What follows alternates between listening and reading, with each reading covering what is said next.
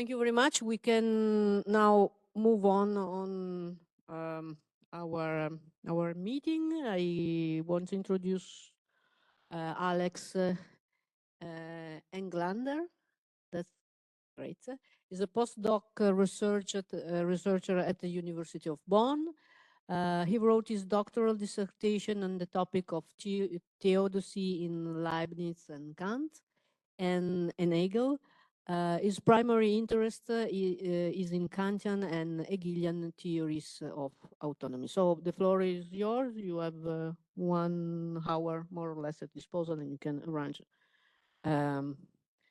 in every way you want.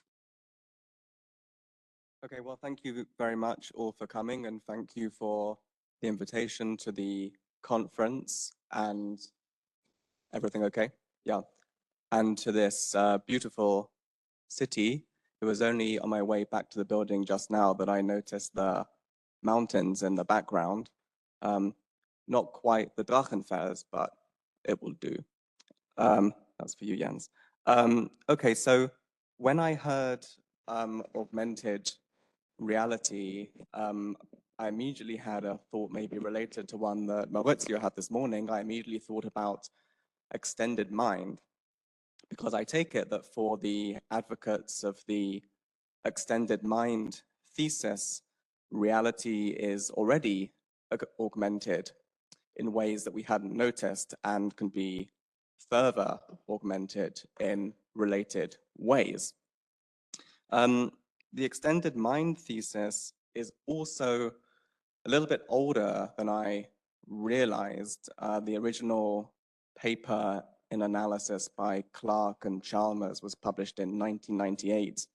And it's also, as I've discovered in the past year or so, much more influential than I realized. The thesis and certainly lots of the ideas underlying it are incredibly influential in many circles. And I saw recently that about a good third of the Stanford Encyclopedia entry on externalism is taken up by extended mind. So I thought it might still be worth saying something about it.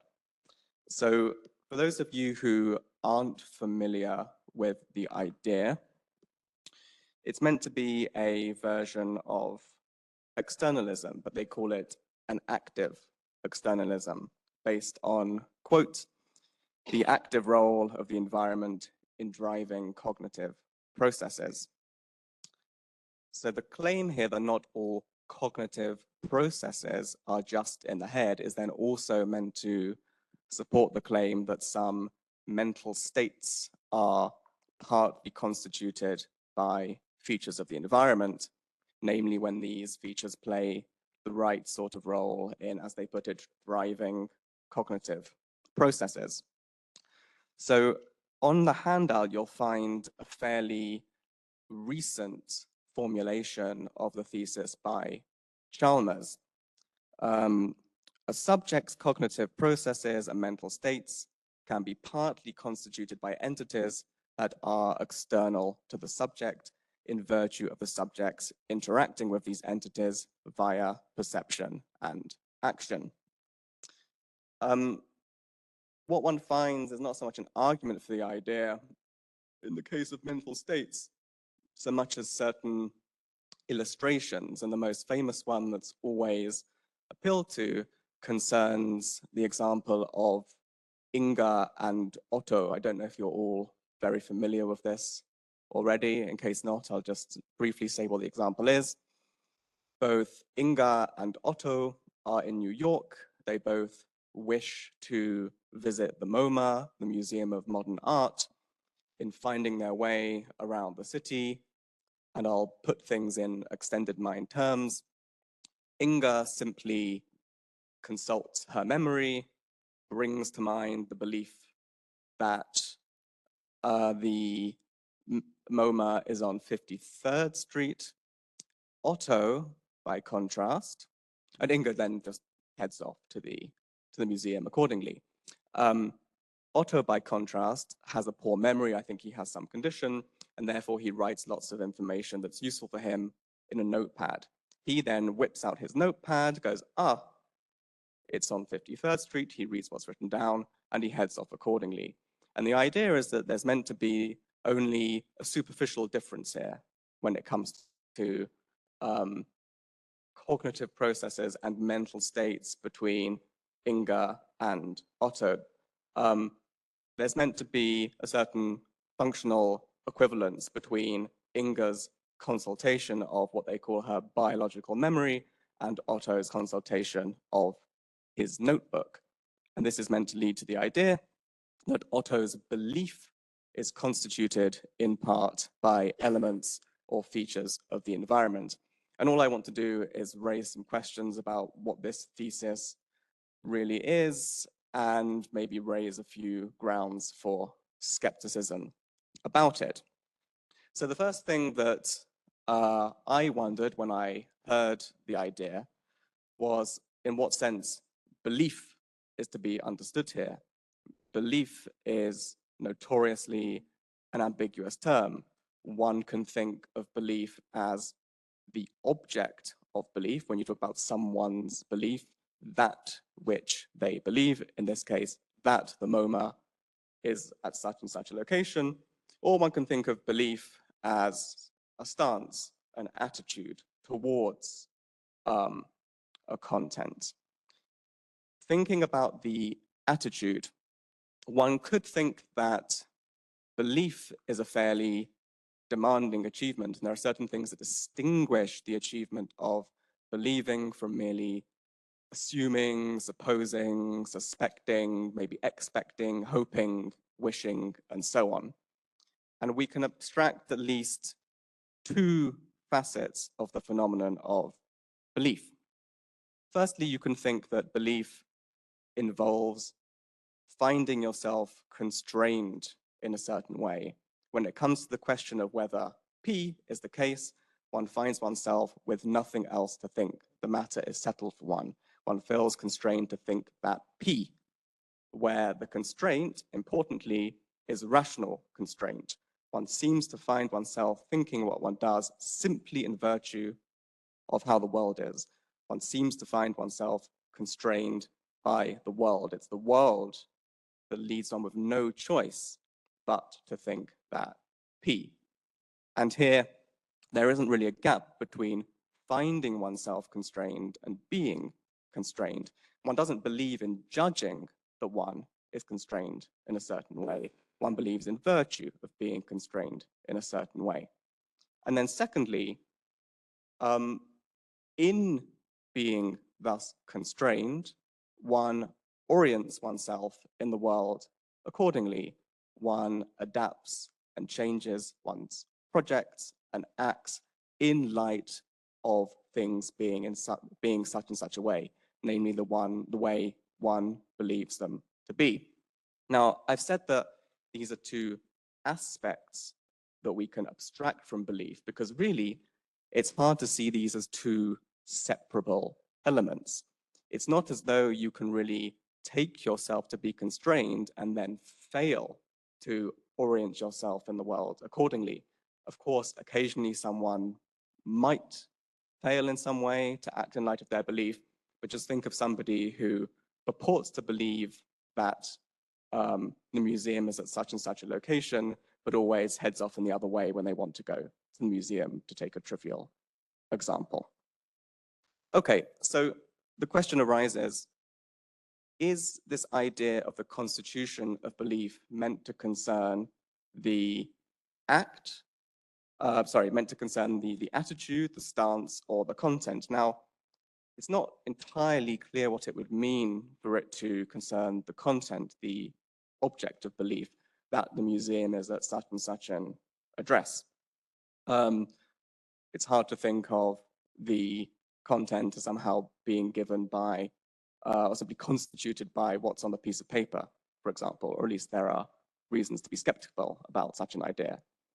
Likewise, it's hard to see what it would mean for the environment here, or elements or features of the environment to be constitutive of the attitude. As the years went by, Clark and Chalmers added a condition on Otto being a believer, namely that he endorses what's on his notepad. And you might think, well, everything that's really relevant to the attitude of belief is packed in to that endorsement condition. And the notebook doesn't play any constitutive role in that. That's just to raise a couple of questions. Now, I hope you don't find this too disgusting, but I will tell an autobiographical anecdote. Last year, I heard a talk by Chalmers on the extended mind. The question that I've just raised came to mind, and so I posed it to him. I said, is the relevant understanding of belief here the object or the attitude? And is it the belief, the believed, or the believing? And on your handout, I've written down his answer. So he said, I would say it's the believing. I think this is in section 2 on the handout. I would say it's the believing. It's the second option, the believing of the content. In general, it's the having of a mental state or property that I'm going to say is constituted by some element of the environment. And in this case, the relevant mental state or property is believing that the museum is on 57th Street. That's not merely an attitude, it's an attitude to a content. Like all propositional attitude states, it involves both an attitude and a content. I would say that the key role of the environmental constitution is not in affecting the attitude. The attitude may be fairly fixed in terms of some fairly superficial functional role of belief. It's playing a key role in constituting the content. Okay, now in that first part of the answer, it seems like his move from saying that it's the attitude to saying that it's the content. He then, I haven't written this down, but he then gave the example of twin Otto from the original example. So they say, look, if you have a twin of Otto on twin Earth, in whose notebook is written that the museum is on 58th Street, then Otto and twin Otto have different beliefs. Okay, he then carried on. It's having the attitude to the content that's constituted by the environment. So it seems like we've now gone back to the attitude. But in this case, it's the content part. That is, it's having the attitude to a particular content. It's the content that you're having the attitude to that's constituted by. Then he corrects himself and says, sorry, the content isn't constituted by the environment. The content is what it is. It's having the attitude to the content that's constituted by the environment, but it's the content that's variable between cases. I was slightly confused by this answer, but I think that what's going on is just that the idea is that the attitude is environmentally constituted in virtue of the content varying according to the environment. That is, the fact that Otto believes, or the fact of his believing this rather than that, the fact that he has a belief, re this content is what's constituted by the environment. And this is encouraged by the final part of the answer. Can you find other cases of extension that might actually vary the attitude, where we want to say this person believes it, but this person doesn't believe it in virtue of some change in the environment? I don't know. Maybe Otto puts a little question mark relative to some things in his notebook, the stuff that he doesn't really trust. So we want to say he merely entertains or finds likely those contents. That would be a case where the attitude is affected by the environment, but that would be a different kind of case. Okay, so let's suppose that the idea is the fact of his believing this rather than that is what's constituted by the environment. Well, you could say, okay, by the same token, the fact that in looking outside, I believe that the sky is blue rather than gray is in the very same sense constituted by the environment. But presumably that doesn't get at the idea. The key difference has got to be that in the case of the notebook, we have something that's functionally integrated in some way into Otto's cognitive functioning. It's meant to be part of some properly cognitive process. And what's vital here is a principle they call the parity principle, which has become axiomatic in some circles, and this is on the handout too. The principle says, if, as we confront some task, a part of the world functions as a process which, were it done in the head, we would have no hesitation in recognizing as part of the cognitive process, then that part of the world is, so we claim, part of the cognitive process. So the idea is that were Otto's consultation of the notebook to somehow be an internal and thus mental phenomenon, well, if it were to be an internal phenomenon, we would recognize it as a mental phenomenon. And therefore, by the parity principle, we should recognize this extended process as likewise a mental phenomenon. I think the main thing to say about this parity principle is what Fodor says about it, namely that it can at best lead us to a kind of standoff. It's really only because you're already prepared or inclined to recognize some external extended phenomenon as a mental one that you're going to accept the parity principle. You're very unlikely to accept that such a phenomenon is a mental one on the basis of accepting the parity principle. But then that just shifts the debate elsewhere. What we need to ask is whether the unaided consultation of memory does differ in some significant sense from the consultation of the notebook. Okay, but before thinking about that, I just want to raise one slightly broader concern. As I mentioned at the beginning, there's a transition that they make very explicitly from talking about cognitive processes to cognitive states, focusing specifically on belief. And whilst this is made explicitly, it's not really argued for. It's meant to be simply made plausible in virtue of various examples. So one example, the one that they use, in fact, to introduce the parity principle is playing Tetris, where you rotate the blocks and fit them into the blocks that have already landed. And they talk about people first mentally rotating the blocks to see if they fit, to then rotating them on the screen to see if they fit. And they say this is an extension from the inner to the outer. I probably won't have time. I wanted to say something about this idea, but this is the idea with which they introduce it. And then they explicitly say, well, we're here obviously dealing with a certain epistemic achievement, but if we have such an extension of the achievement into the environment, could be the notebook that we perceive or the computer that we interact with through actions, then what we have is what they call a spread of epistemic credit. And then they just mention the parity principle. But if we just pause for a moment, I think we should ask whether we can make sense of this idea of a spread of epistemic credit.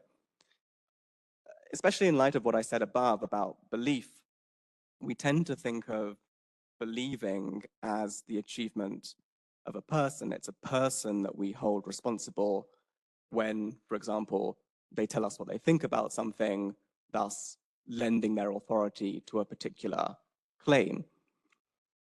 The spreading of credit, however, suggests that the achievement is in some way distributed over parts, distributed over separable elements. Usually we say, for example, that Jenny believes something, where we don't think of Jenny as the name for a collective. A collective can, of course, achieve something by virtue of each member of the collective doing something that's specifiable independently of the collective achievement. But in these cases, the collective achievement has to be in some way understandable as the sum of its parts. But it's hard to think that believing can be distributed in this way. What are the relevant parts of finding oneself constrained by the world such that one orients oneself in the world accordingly? And of course, we can distinguish different parts or elements of subpersonal processes that maybe enable certain achievements, but that's surely a different matter. When it comes to processes that we can reasonably identify as cognitive processes, we can, of course, identify stages or steps or parts and so on. Otherwise, it would be hard to see how we're talking about a process. But it's not clear that we can identify parts of believing if that's anything like what we think of usually as the achievement of a person. So all I want to say here is that in this supposedly effortless move from talking about cognitive processes to so-called mental states, maybe a certain categorical gulf has just been jumped over and that allied certain difficulties. Okay, but let's come back to this comparison between Inga and Otto. Now, Clarke and Chalmers want to have an explanation of Otto's action that avoids positing extra steps.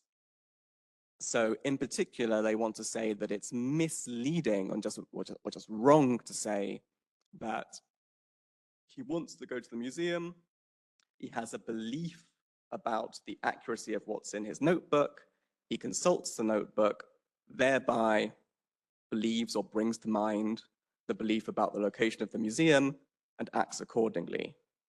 They say that an explanation with this extra step would be pointlessly complex, but they don't really provide an explanation for this. The unstated explanation is surely that Otto just does what he does automatically without thinking. He's on his way, he simply then looks at the notebook as a matter of course, without, as it were, consulting an extra belief about his notebook. And I remember after Chalmers' talk, when I was talking to people about this idea of automaticness, the automaticness, immediacy of the consultation is something that people kept on appealing to. One thing they do state explicitly is that it would be pointlessly complex to invoke an extra step in Otto's case in the same way as it would be in Inga's case. Inga, we think, will simply has her memory. She doesn't have to first remember something or believe something about her memory. There are two things to say about this. The first thing is, if it is pointlessly complex in Inga's case, this only tells us something about Otto's case if we already accept the parity principle, but we're looking for reasons to accept the parity principle. A second thing is noted by Fodor. He says that the problem in Inga's case wouldn't be unnecessary complexity, but the impossibility of memory in the first place, because he says there would be an infinite regress. If in order to remember that such and such, you need to remember something about the memory, you never actually arrive at the memory. I don't want to question this objection, but I think it points to something deeper, because Fodor hints at the idea of consultation in Inga's case, the idea that she consults her memory is somehow out of place. Inga doesn't have beliefs about or consult her memory, she just has them and goes on in her way in light of them, and I think that points to the deeper problem. So consider a scenario that I take it would be entirely parallel to the kind of situation that Clarke and Chalmers and the other extensionalists are interested in. Let's say that Otto carries around a bunch of photographs with him so that he can remember what things look like. He might have one of Inga, he might have one of the MoMA, so that he can go, okay, there it is. Okay, so in section maybe 4 on the handouts, there's a quotation from the second part of the investigations that I think is pertinent here. Somebody says, at bottom, when I say I believe, I am describing my own state of mind. But this description is indirectly an assertion of the belief, of the fact believed. To this, Wittgenstein responds, as in certain circumstances, I describe a photograph in order to describe the thing it is a photograph of. But then I must also be able to say that the photograph is a good one. So here too, and this would be the absurd consequence of the idea to which he's objecting, I believe it's raining and my belief is reliable, so I rely on it. In that case, he says, my belief would be a kind of sense impression. Why sense impression? That becomes clear in the very next paragraph. One can mistrust one's own senses, but not one's own belief. So what's being pointed to here are the differences in our relationship to our belief, or I would say memory, and on the one hand, and to a photograph on the other, is in part pointing to the fact that one cannot relate to a belief as one does to a photo. In the case of one's belief, it's not so much that one always has to trust one's belief as a matter perhaps of psychological compulsion. It's more that the very idea of trust or mistrust is just out of place here.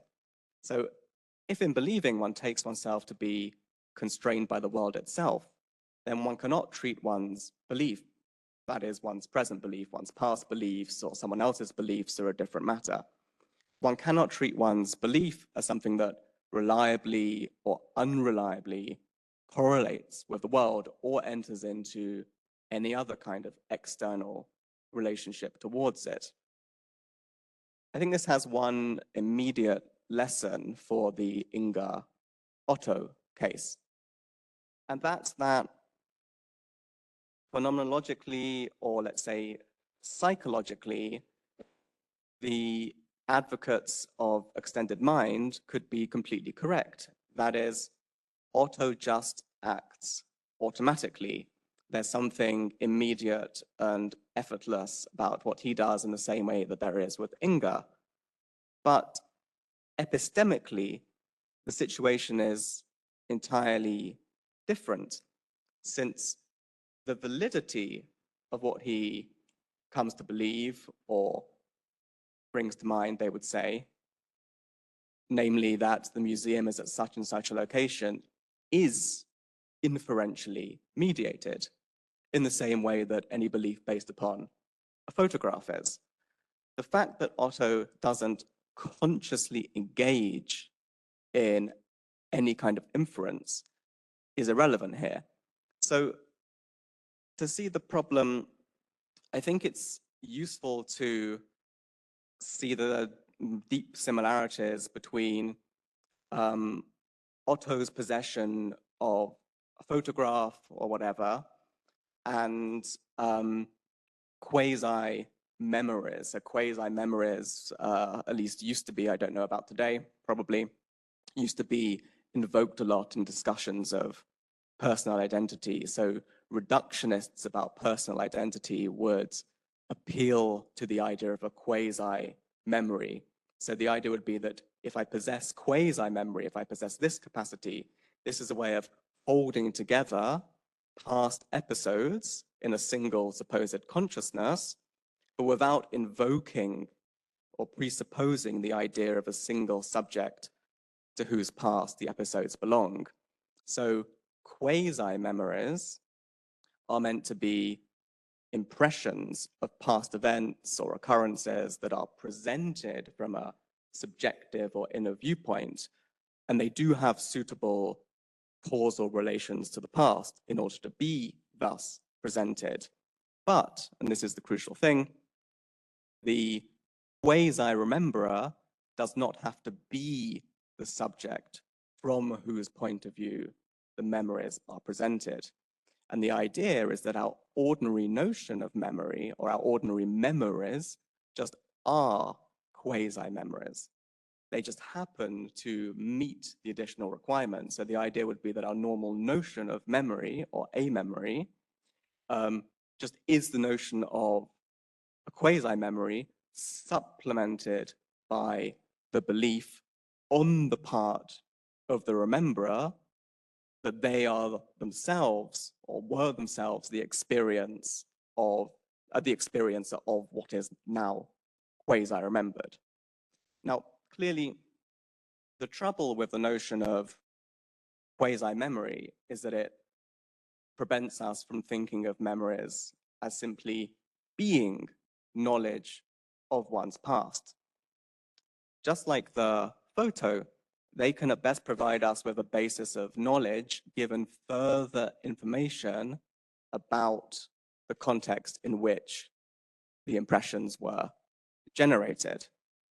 But it's doubtful that we can make sense of a quasi-memory as an independently intelligible notion, such that we can think of our normal notion of memory as something composite, as a quasi-memory plus an extra belief. Rather, we should think of a quasi-memory, if we have one, say if some bit of somebody else's brain tissue has been implanted into our head, as a mere illusion of memory, a merely apparent recollection of the past. I won't read it out because of time constraints, but you have basically an articulation of this idea on the handout from McDowell in an essay he wrote on Parfit. So the point is that if Otto simply carries around a photo, we do have, I think, a clear difference between him and Inga. She enjoys a memory and thereby knows where the museum is. He enjoys something like a quasi-memory, I would say, thanks to which, should he be in possession of extra information about, say, the genesis of the photo, he can therefore perhaps enjoy inferential knowledge of the past. If the extended mind people say, okay, fine, we accept all of that, and they hold on to the idea that there's fundamental symmetry between Inga and Otto, so that what she possesses is really equivalent to possessing a photo, then that means I think they have to be pretty revisionary about memory. One final thing on this point.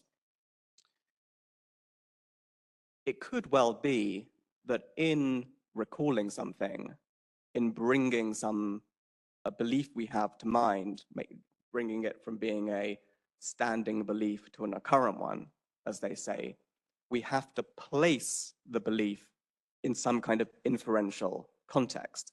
So I don't know, if you suddenly ask me who was the Prime Minister of Britain in 1986, I don't simply, even though the answer will come out automatically without any real thinking going on consciously, it's not like this is simply elicited from me in the way that a cry of pain would be elicited from me if you punched me, or it's not as though I find the words coming out of my mouth as though I'm possessed or under the influence of drugs or whatever.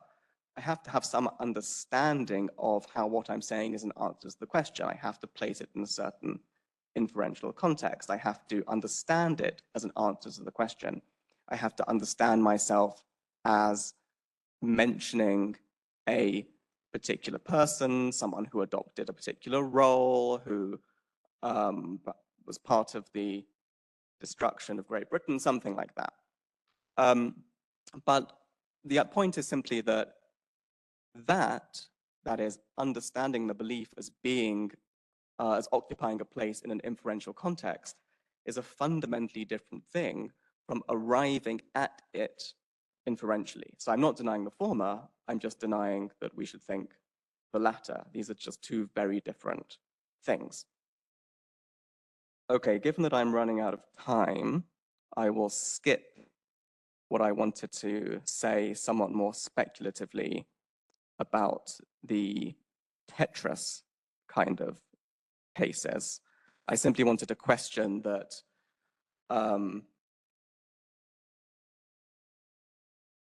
the kind of epistemic achievements, these sort of purely internal ones that Clarke and Chalmers seem to think we're capable of, really are epistemic achievements, but that's less important. I think the more important thing to say finally is this. As I said at the beginning, the extended mind thesis is presented as a new and different variant of externalism. It's meant to be a contribution to the to a line of thinking on which the mind is not in the head. It's just meant to be different from the externalism which arose in light of Putnam's considerations about meaning and content in virtue of being an active, as they say, rather than a passive externalism. If I've understood the thesis, it seems to me that from the perspective of, call it the old externalism, the extended mind thesis is really just a version of internalism. For Otto to believe that, say, the MoMA is criminally overpriced, as I discovered last week, you have to pay $30 to get in, unless you pretend to be a student, as I did. The world has to offer him certain opportunities to take that stance. Were the world not to have contained the MoMA, he couldn't do what he does in adopting the stance that he does, even though, to be sure, he could do something that for him, from within, is indistinguishable from adopting the stance. But for the advocates of extended mind, for Otto to think what he does, all that's required is that he has some access to some contingently constituted representational vehicle, something that's apt to express content. What varies between Otto and twin Otto, between Earth and wherever twin Otto is simply that vehicle. But the worlds can be otherwise identical. They can provide exactly the same opportunities for thought. I think the traditional externalists can allow for situations in which Otto and twin Otto relate to different vehicles. They can have different things written in their notebooks and still count as thinking the same thought and having the same belief. Likewise, they could have the same thing and count as thinking different things. If Otto's diary says that the MoMAs are at 57th and twin Otto says that it's at 56th Street, we can easily imagine situations in which we'd nevertheless want to say that twin Otto believes exactly what Otto does. Maybe the street signs have been changed recently, or the streets have been reordered recently. What determines whether someone counts as thinking the street is at such and such a location rather than at such and such a location? What counts as them thinking that it's at 57th Street? What does it mean for it to be at 57th Street? This will depend upon the context in which we ask the question. Are we interested in meeting Otto at the museum? Are we interested in obtaining information about the recent street sign changes or reordering? It all depends. The point is simply that for some purposes, he can count as thinking just what his twin does. For other purposes, they can count as thinking different thoughts. And that's something that extended mind can't allow. I think within an internalist way of thinking, the extended mind thesis does look like externalism. But I think that all they're really saying isn't so much that the mind extends beyond the head, as that the head extends beyond the head. The head is simply bigger and more extended than we thought it was. And maybe now we can begin to think that it can be bigger or longer or wider in different ways as well. So you could see the extended mind people are saying something like, well, a dwelling or a domicile or whatever, a residency, extends beyond a house, and then proving that thesis by building an extension to that house, sitting in that extension, and then when you ring the doorbell, saying that they're not at home. Okay, I'll leave it at that.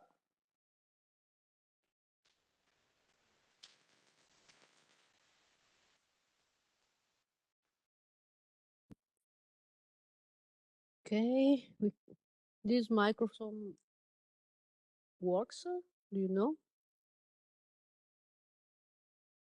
It's just use this one for the question.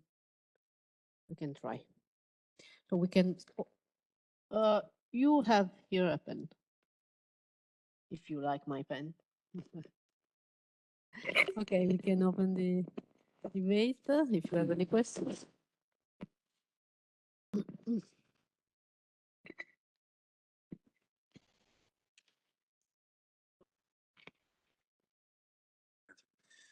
Yes, it's just a comment. I just wanted to say how much happy I am with your talk. It's really great because I'm also very struck by the fact that there are kind of so-called externalism that are no externalism at all, but just externalized internalism. And I think that you're perfectly right when it is about that story extended mind. It, of course, depends on how you do it, but in the case of Chalmers, it's pretty clear. Have a very conservative philosophy of mind, in fact, very internalist in the classical way. Just he projects it outside. But of course, word dependence, it might be interesting if it changes the concept of the mind. It has some effect on the way we work with so-called mental concepts. If it's just the same concepts, but applied to something else, to some kind of allegedly outside, doesn't change much. And so I just wanted to say that I really agree with your presentation.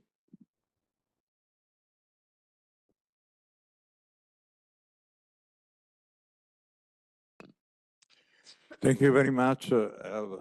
I also completely agree with your presentation, also for a very simple reason, because, for instance, is this my extended mind or yours? For instance, it's not clear because there is a sense in which this is your extended mind, is your endowed, but in fact, I can use it as my extended mind. So this is a complete, I will not say a nonsense, but philosophical naivety, very as many silly ideas, it was very, very, very suitable to the people's mind. But it is clear that, for instance, author should pay half price at the museum because has half memory, for instance. So it should be serious. The philosophical question has not to do with the extended mind, but to this famous passage of Wittgenstein. You quote, one can mistrust one's own senses, but not one's own belief. This point. I believe that one can mistrust its own belief. This is technically possible. For instance, the Italian philosopher Gianni Vattimo, who passed away last year, wrote an interesting book speaking about its relationship to Catholicism, and the title was Believe to Believe. In fact, it was translated in belief in English because in English it doesn't work. This sentence that is completely sensible in Italian. I believe to believe. I believe to believe means that I believe in some content, for instance.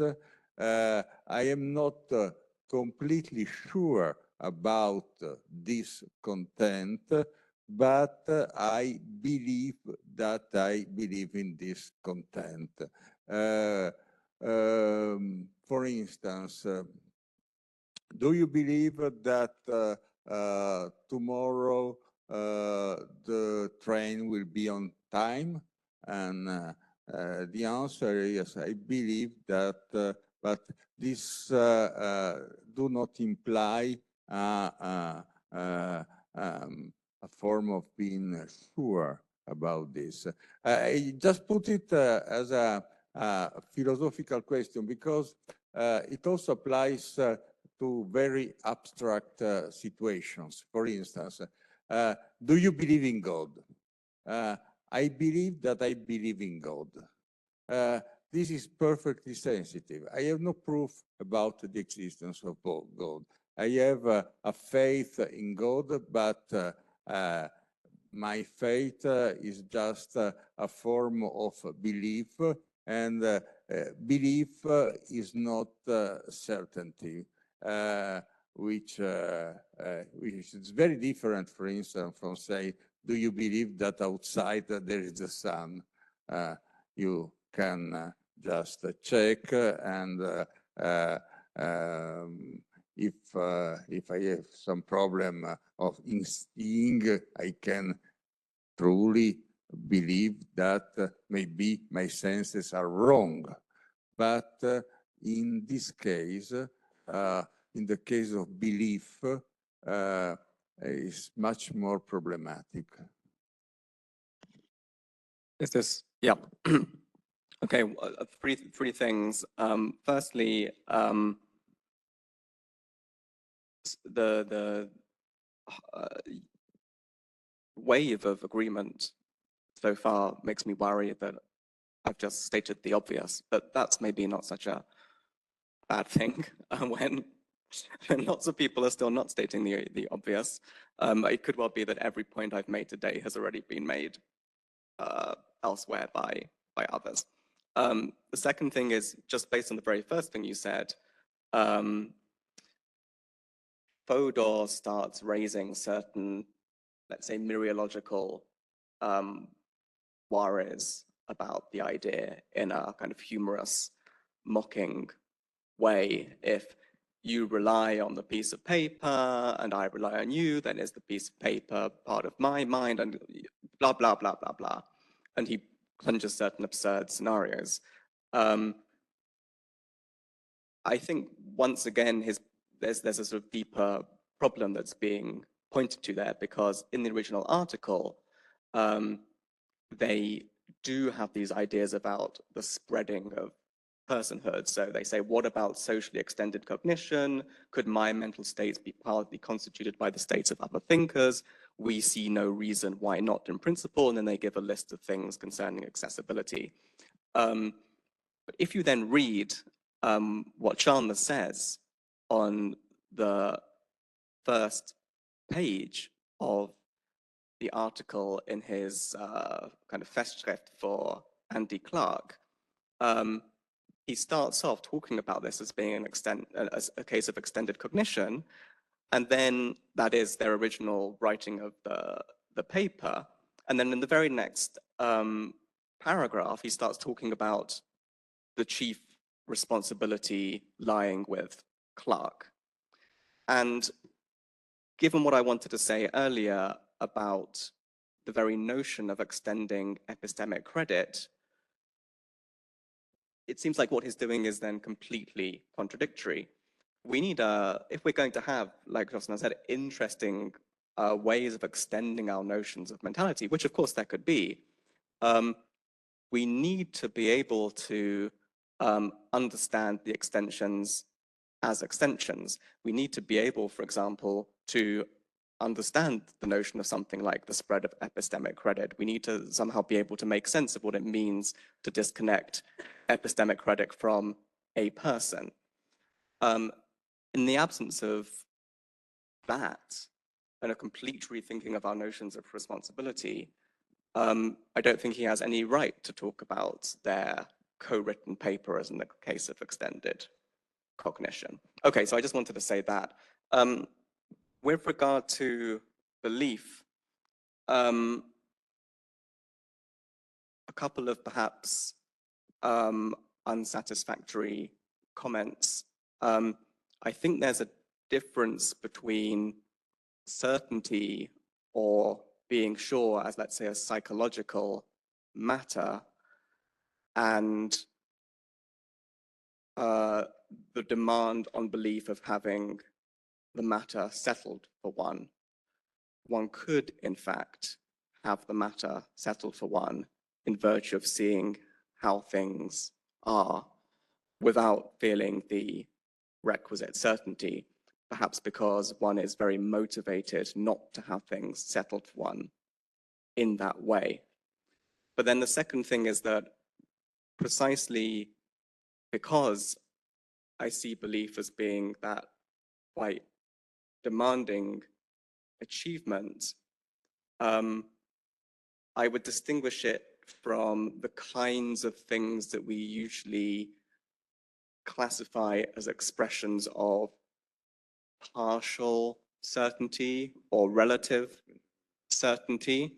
I'd say that's more just registering something like a suspicion rather than belief. I know this is not the way in which people these days tend to think about belief with all the talk of degrees of credence and whatever.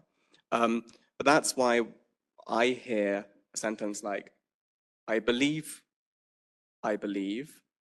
as having a certain intonation, namely, what I believe. What that really means is, I think, I believed,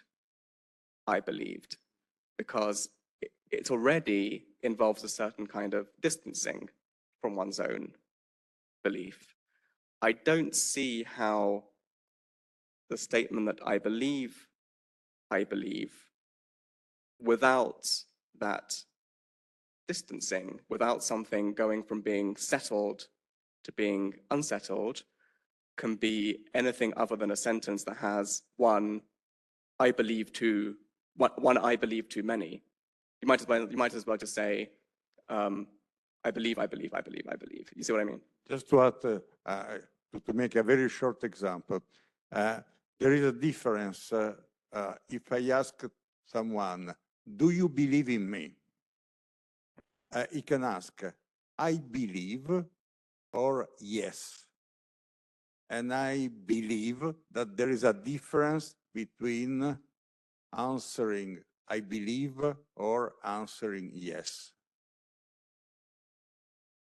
So tell me, so to me that, I mean, I would say exactly the same thing, but I think I'm wondering if it's for different reasons.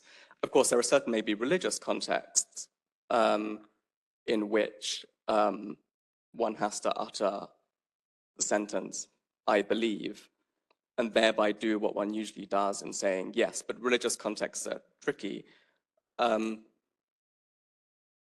If in most situations, if someone asks me, well, you do believe in me, don't you? They'd only say that if it's come into question for some reason, if they can see that I'm not relying on them in some way. And then if I say, I believe, that's only going to increase their suspicion precisely because I'm treating my belief as something like the photograph. I'm not simply expressing my being constrained by how I see you to be. I'm doing something like making a judgment about how I treat you, or thinking about making a judgment about how I treat you. If I may just add a very short follow-up to that. I think that you're perfectly right, Alex, that there might be, it's not possible to have a redundant use of the verb to believe without some kind of distancing. But maybe we should make room for different kinds of distancing. When it is I believed, it's some kind of perspectivality, temporal perspectivality. It's about a form of belief. We might deal with that with a relativistic theological framework like McFarland's, for instance.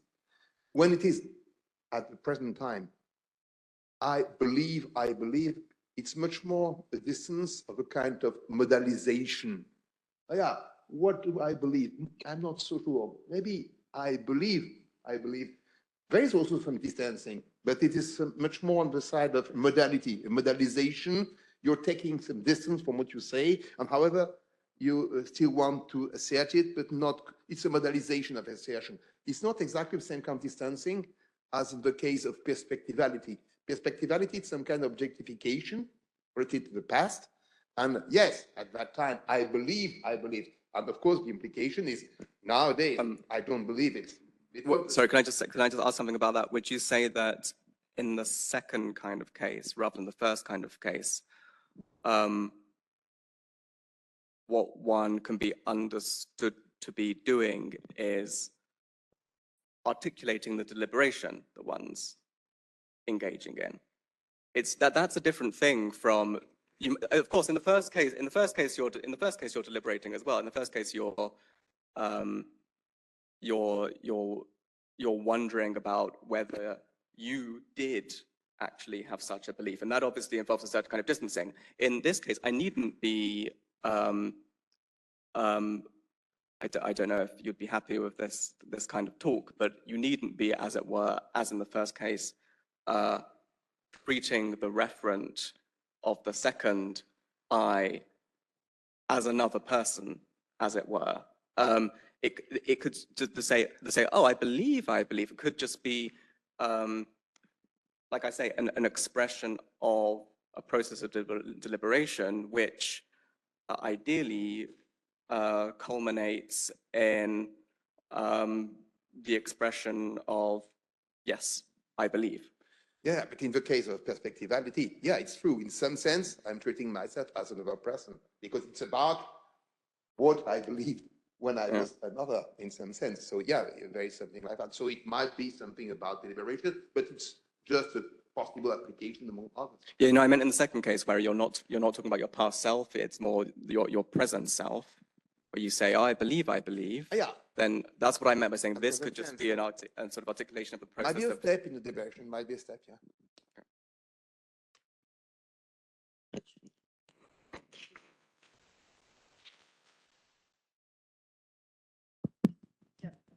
Is it okay? Everybody? Okay. So nowadays, technology plays a central role in our lives. Every day we use our smartphones to communicate and share information, while AI continues to improve by enhancing automation and mimicking our cognitive functions. And more recently, these technologies have begun to reshape our relationship with reality. Indeed, virtual reality devices such as VR headsets can immerse the user in a digital environment, either real, such as a 3D model of Notre Dame de Paris, or fictional, such as the planet Azeroth in the video game World of Warcraft, while augmented reality overlays digital elements onto the real world through devices like smartphone, glasses, or code. So one of the main differences between VR and AR can be determined in terms of immersiveness. Where VR offers full immersion, AR is only partial. But both raise the same question: does this immersiveness enrich or degrade reality? At first sight, these devices seem to degrade the reality for their users. Indeed, when they are combined with other technologies such as generative AI or deepfakes, they can produce mental illness such as derealization, social isolation, or increase the propagation of fake news by creating virtual items almost impossible to distinguish from real ones. But on the other hand, VR enables realistic simulation and the creation of fictional worlds, while AR enhances social interactions by connecting people through digital layers and providing information on objects. In this sense, these technologies have a scientific and artistic interest, but also a social utility that is improving the reality of their users. So we see that answering the question is not that easy, and how the ice can become thin between utopia and dystopia. On one side, VR and AR are concealing reality from us by provoking an ontological confusion between virtual and real objects. but they are diminishing it precisely by creating new kinds of realities. So one could say that VR and AR are also re-enchanting reality. But of course, the way they did it is through simulations and fictions. So if these technologies are improving reality, it is more exactly by creating new kinds of artificial paradises, which is a disappointing answer as well. However, I think that we can get out of this dilemma if we focus on what these devices do more than their presupposed nature. What I want to defend in this communication is that VR and AR are not in competition with reality, nor re-enchanting it, even if they are producing fictions. More precisely, what I want to show is that there are only manners to interact and interpret reality. That is to say, manners that are concerning our sense of reality, but not reality itself.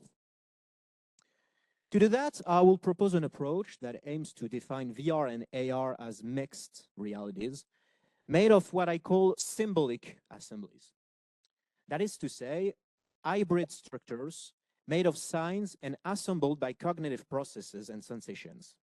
In other words, what I want to show is that these immersive technologies depend on how we use them more than they use us. To do so, I will present my talk in 3 main points. First, I will define what the word virtual means, according to Charles Sanders Peirce's semiotics, and try to show that originally, virtuality is not an alternative reality, but rather a kind of cognitive interaction with it. Then I will show how this cognitive definition of virtuality is applicable to the context of virtual reality in informatics, and how we can redefine virtual reality as a synesthetic experiment. And finally, following this approach, I will discuss the case of AR and criticize David Chalmers' idea according to which AR extends our mind in a symbiotic way. So I start now with my first point, and I want to define what virtuality is from a conceptual and practical point of view. Historically, the word virtual comes from virtualis, or virtus, which is a Latin translation from Thomas Aquinas of the Aristotelian concept of dunamis, which can mean potentiality, capacity, or possibility. And indeed, in the ordinary language, virtuality is often a synonym of something that exists, but in a potential way. The traditional example is the one of the tree virtually contained in the seed. Here, one says that the tree exists in the seed because it has the potentiality to grow from it, but it is not yet actualized, so it's virtual. But here, we can also see the origin of the ambiguity of the word virtual, because a virtual object seems to, in this case, both exist and not exist simultaneously. For example, the virtual tree exists as potential in the seed, but doesn't actually exist because it hasn't grown up yet. So the word virtual is ambiguous because it implies the idea of something existing on the edge of two modalities of reality that are contradictory together, potentiality and actuality. And it is this ambiguity of virtuality that often led common sense or science fiction to substantialize virtuality as a parallel or alternative reality. However, the problem with this metaphysical conception of virtuality is that it is a reification considering it as a third realm where the existence of virtual things would be hesitating between being real and unreal, potential and actual, which is of course shocking the principle of contradiction. But I believe that we can extricate ourselves from the matrix of such reification of virtuality if we cease to consider it as a substance or a modality and focus more on what kind of action it is. In fact, virtuality is something that we do all the time. Well, in order to face a situation or to experiment an object, real or fictional, we create what I call symbolic assemblies, that is to say, simulation of real or fictional objects and situations in order to provide us real effects. To defend and explain this position and clarify how this concept of symbolic assembly is connected to virtuality, I will base my ontology on the semiotics approach that Charles Sanders Peirce gave about the activity of thinking and his definition of virtual, which I must briefly expose now. For Peirce, thinking isn't an internal process confined to the brain, but rather a logical activity that operates through external signs to create abstract models. This process, called semiosis, forms meaning through a triadic relations between a sign, an object, and an interpretant, which is the cognitive effects produced by cogniting the sign to the object. For example, when I drive, if I see a red light, I connect this visual sign to the traffic light, and the cognitive effect of this connection prompts me to stop my vehicle. So the sign of the red traffic light has the potential to stop me because of the cognitive effects that my interpretation of it produces. And here is where we can connect this example to the definition Peirce gives about virtual. As he wrote it in the collected papers, quote, a virtual X, where X is a common noun, is something, not an X, which has the efficiency, virtus, of an X. In other words, a virtual X can have the effect of a real X, but without being that X.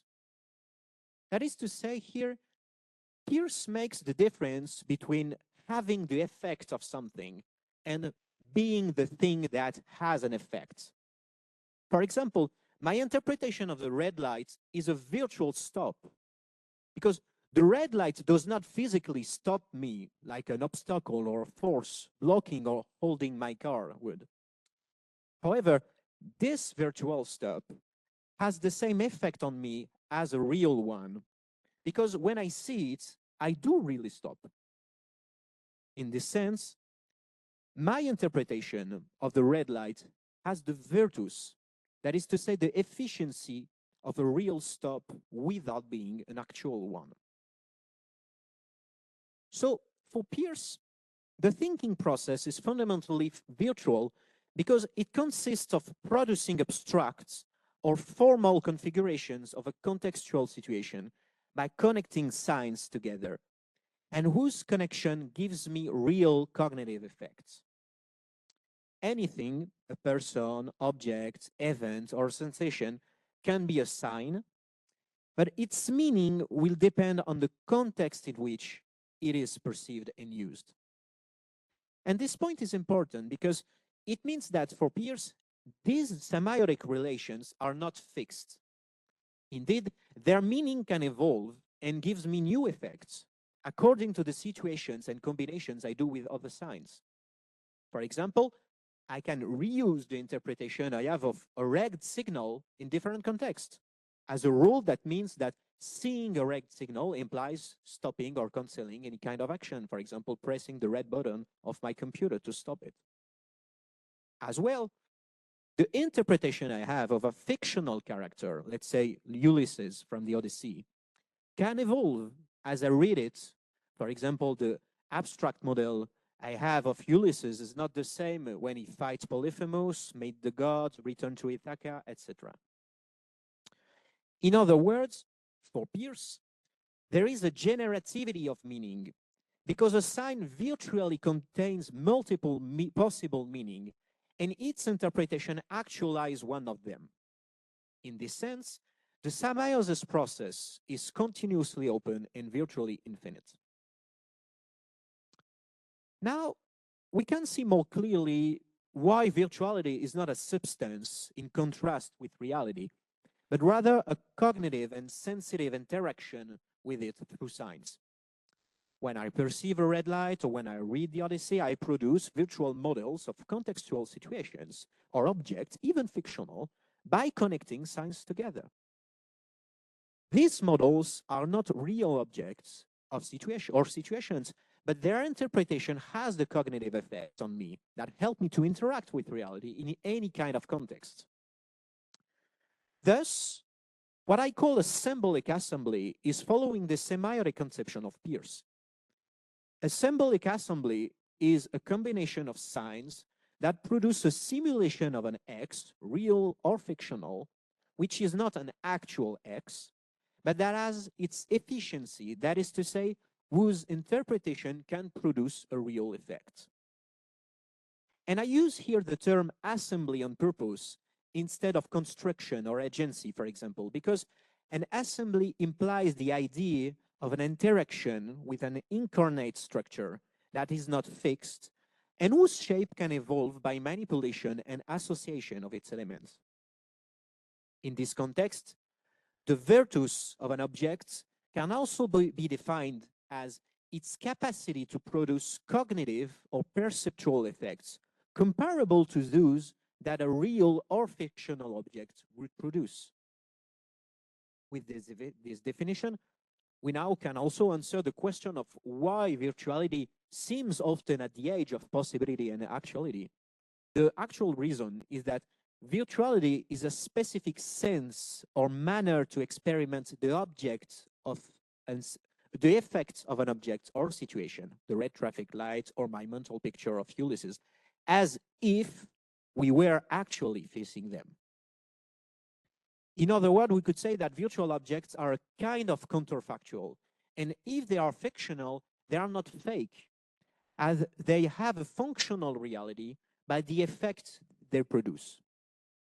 In this sense, we can also say that virtuality is not the same thing as reality, but rather an extension of reality that we open to explore the space of its potentialities. Now I have settled my definition of reality. What I want to show for my second point is that virtual processes in informatics are fundamentally an operationalized version of this cognitive activity of manipulating signs and producing simulations. I want as proof that virtual items, worlds, characters, objects, etc., but also text editors, emojis, or videos are ultimately produced by programs that read, write, and compute binary digits. Also, programs such as artificial intelligence are, in Turing's own words, symbolic systems. That is to say, mechanical procedures that consist of writing, reading, and operating signs together. So according to this definition, VR environments and items are also simulations. That is to say, complex symbolic assemblies that simulate virtual objects that gives the effect of real or fictional objects without being real ones. But what I want to emphasize now is that in order to produce the effect or the efficiency or the virtus of their simulations, VR programs must align two symbolic processes. First, the program's computation that generates virtual items and environments. And second, the user's semiosis process that generates meaning for these virtual programs. In other words, what I want to show now is that VR programs are not altering the sense I have of reality, as we often hear it. On the contrary, for me, to be efficient, VR programs depends on the understanding and feeling I already have about reality. I want as my first argument the fact that VR environments and items depend on my interaction with them in order to exist. For example, in a video game, if my avatar leaves a castle and walks away, then the processor of my computer will simply stop computing its program or change its properties. The castle will progressively disappear in the long distance and literally cease to exist as I walk away. Or it will reappear as soon as I approach to its zone, and its structure will change if I attack it, etc. In this sense, VR items and environments are not fixed symbolic assemblies, because the programs need to be in a perpetual interpretation of the multiple possible effects their users could generate according to their actions. Therefore, here, the definition I gave earlier about virtuality as a generative space of potentialities extracted for contextual situations seems to be also applicable to an informatic context. For my second argument, I want to remind us that VR programs are also dependent on my interpretation of them in order to have meaning. Indeed, to provoke my immersivity, the simulation needs to be able to stimulate my senses by reproducing accurately how they would have perceived real effects, such as the depth of the sound, the spatial dimensions, and how I understand causal logic. For example, if I pass through a virtual wall meant to block me or throw a rock against a window that doesn't break it, my immersion breaks due to the contradiction between my actions and their expected effects. And this dependency on my interpretation also works if I'm in a fictional virtual world. For example, suppose I'm in a virtual Star Wars universe.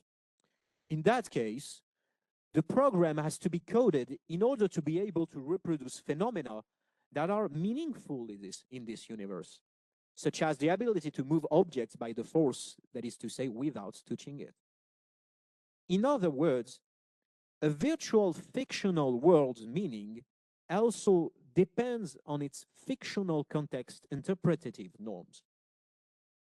Thus, VR programs are symbolic assemblies that I interact with and that give me real sensations, but that I also interpret in order to give them a contextual signification. They are both interactive and hermeneutic systems that aim to make correspondences between the senses of its user and meaningful structures of signs. In other words, they provide a synesthetic experiment to their user in which he is actively participating. Now I have established that VR is not an alternative reality, but rather a technique that assembles miscellaneous signs that compose not reality itself, but rather my sense of reality. I will consider for my final point how this symbolic activity unfolds in the less immersive context of AR. As David Chalmers wrote it in his book, Reality Plus, quote, AR simultaneously augments the world and augments the mind. For him, AR devices such as Google Glasses are not just exteriorization of our cognitive activity, an exocortex, as he calls it, but literally become part of our mind as they progressively take over function of the brain, such as memory, spatial navigation, language processing, image recognition, etc. By playing on words, we could say that for Chalmers, in the opposite of VR, where the user's mind is immersed in a technological device, with AR, it is rather the device that is immersed in its user's mind, who is everywhere outside. So in fact, it is a kind of internalism, but externalized, as you stated before.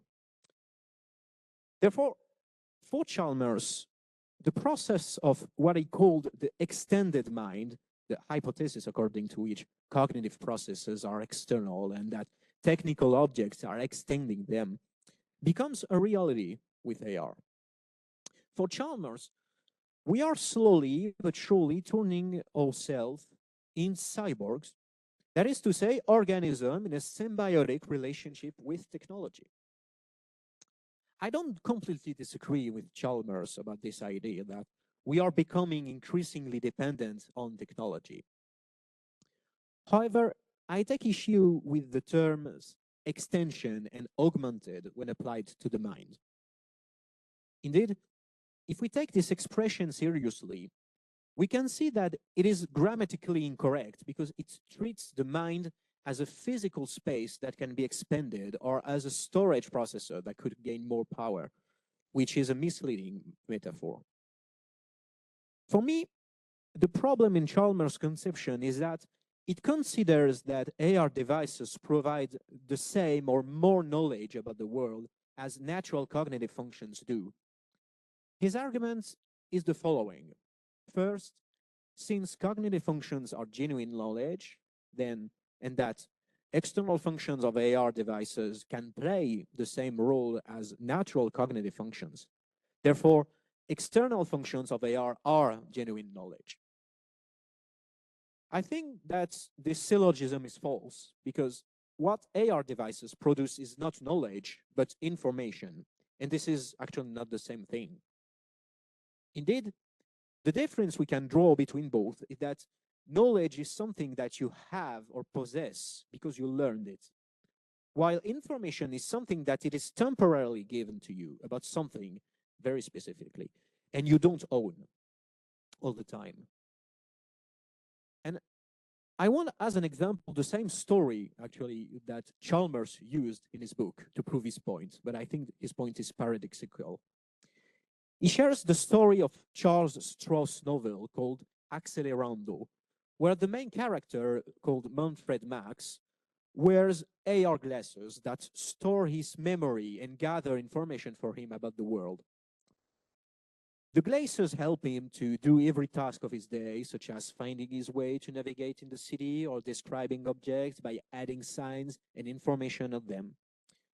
But in the story, they are eventually stolen, and Manfred Max is almost helpless because he loses his memory and all the information about the world he had stored since he used these glasses. Ironically, this story seems to be a contradiction to Chalmers' argument, because it exactly shows that information is not in the mind of the people, because when you remove or lose the AR device, you immediately lost all of them. However, this is not the case with real knowledge. For example, when I know how to go by car to the opera, I don't lose this knowledge. Even if I struggle to remember the road, it is still something that I can remember because I have learned it through a practice. With an AR device or a GPS, I don't practice anything by myself, but I follow instructions. Therefore, we are not in a symbiotic relationship with AR devices because the information they provide is not yet in our mind or body, nor it augments them like the storage of a computer's memory. However, what AR certainly increases is our interpretative activity. Indeed, AR produces more signs for us to read in the world. Therefore, by doing so, this symbolic production does not augment the mind itself, but rather extend the domain of thought. Therefore, I think it is more realistic to join here the documental model of the mind that Maurizio Ferrari has developed in documentality. For Maurizio Ferrari, what we call spirit is more a social product that is emerging from an activity of registration, and artifacts such as AR serve as producing registrations and signs that extend the social sphere. And because it is time for me now to conclude, I would like just to summarize the main ideas I presented. I have shown that virtuality using Peirce's semiotic is not an alternative reality, a substance, or even a modality, but rather the cognitive process of semiosis consisting of producing abstract models, what I called symbolic assemblies, of contexts by connecting their signs. I believe this position to be realistic because this is actually, as I showed in my second point, what we also do with virtual reality in informatics by producing digital simulation through symbolic processes. I also try to overturn the common idea that VR pushes its user towards derealization, and instead try to show that it was a synesthetic experiment that could stimulate and depends on our senses and understanding of reality. Finally, it leads me to discuss the case of AR and what I called Chalmers' symbiotic conception of the relationship between technology and the mind. By making a distinction between knowledge and information, I tried to show that we need to be precise when we say that AR extend the mind and the world. What AR devices really do is that by extending the domain of reading, they augment not the mind itself, but rather extend its presence in the world. In other terms, in each case, I tried to show that virtuality doesn't transfigure reality, but rather is a mixed reality involving senses, intellect, and sociality. In other words, that virtuality helps us understand and interact with other and the real by creating signs. Some of the most powerful cognitive artifacts the mind uses to face a reality that would probably otherwise be meaningless. Thank you for your attention.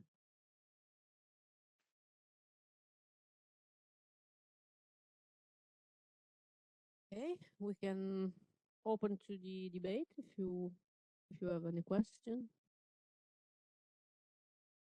There.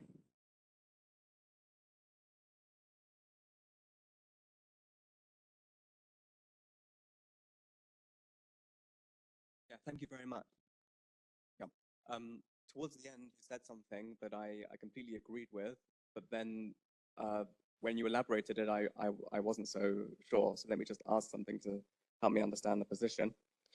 In the original extended mind article, they go through various ways in which we might think that Inga and Otto are distinct from one another and want to downplay those differences as being superficial. One of them is that in Otto's case, there's a perceptual element, and in Inga's case, there isn't. And they dismiss this as, I think they've since backtracked on this, but whatever. They dismiss this as a merely phenomenological difference. And part of the way in which they do this is they say, well, yes, in Inga's case, we don't have that kind of phenomenology, but we could easily imagine it having a similar phenomenology in her case. And then they reference the Terminator films.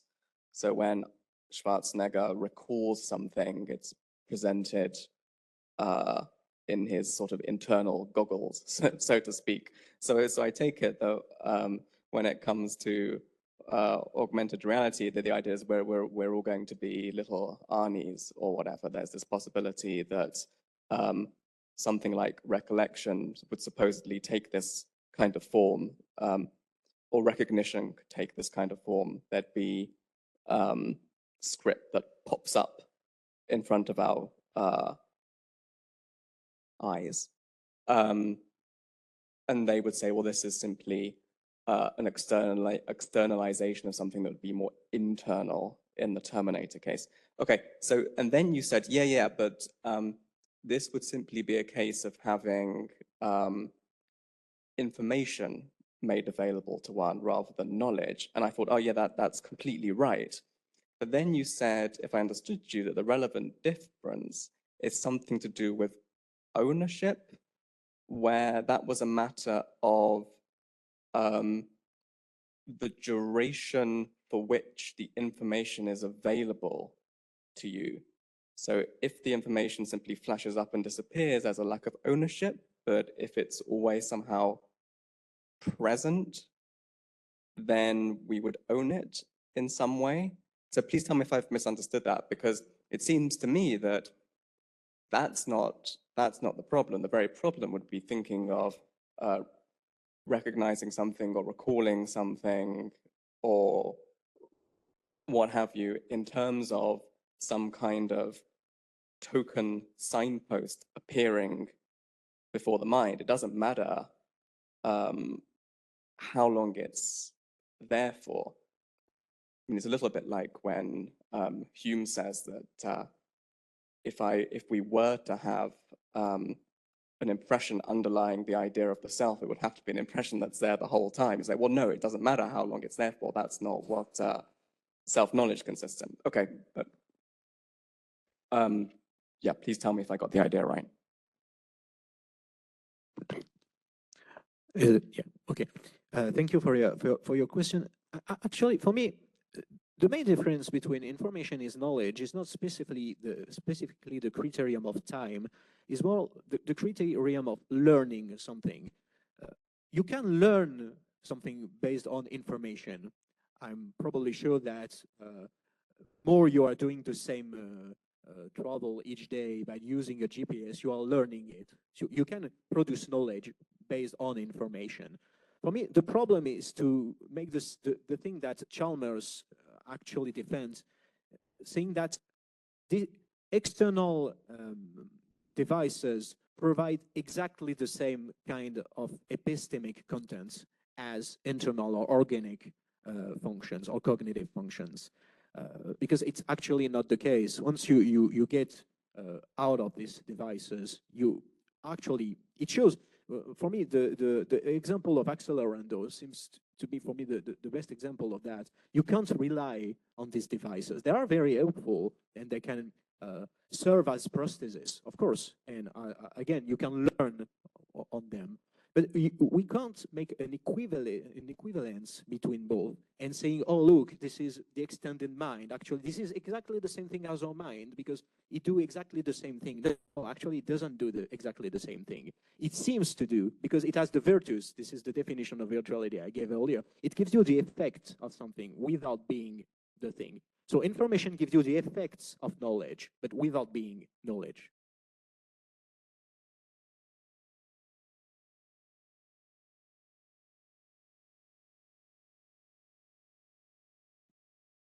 Wonder what if in specific areas of knowledge, I don't know, this AI tools might come really close to producing knowledge, because I think there is a difference between fields. Maybe in mathematics, they are not as good as in other fields. And let's make, let's take the stance that it will happen, maybe, to have a more creative and more reliable AI. Then how can you make sense of that, I think? Because for now, we can say, okay, we are not there. So if I understand you correctly, your question is in which kind of areas, domains, AR could become more close or looks like original cognitive functions, or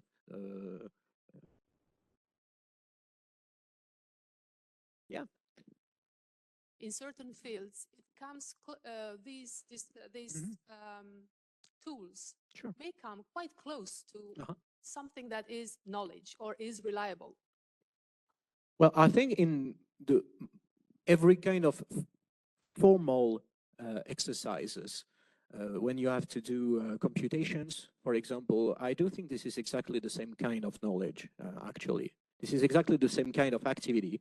As I said in this communication, my idea was to say that virtual reality programs or everything are just an operationalized version of this cognitive activity we have when we compute simulations to experience real or fictional objects. And any kind of formal activities produced by the brain, such as computation, such as recognizing forms, shapes, or even translating languages, following the grammar or something, it is also a practice. You need to practice a language in order to understand it. But there is still a formal activity that needs you to compute something, and computing is not reduced to numbers, actually. Computing is something that you do when you assemble signs. So for me, AR, it's quite the same things. This is why I told before that I'm not completely disagree with Chalmers' idea that this is quite the same thing, but we have to be very careful about the difference between information and knowledge, because if you don't do this difference, you can think that your mind is actually extended as something physical, but this is a metaphor, actually. What we do is reading, so is operating signs together. Okay, thank you.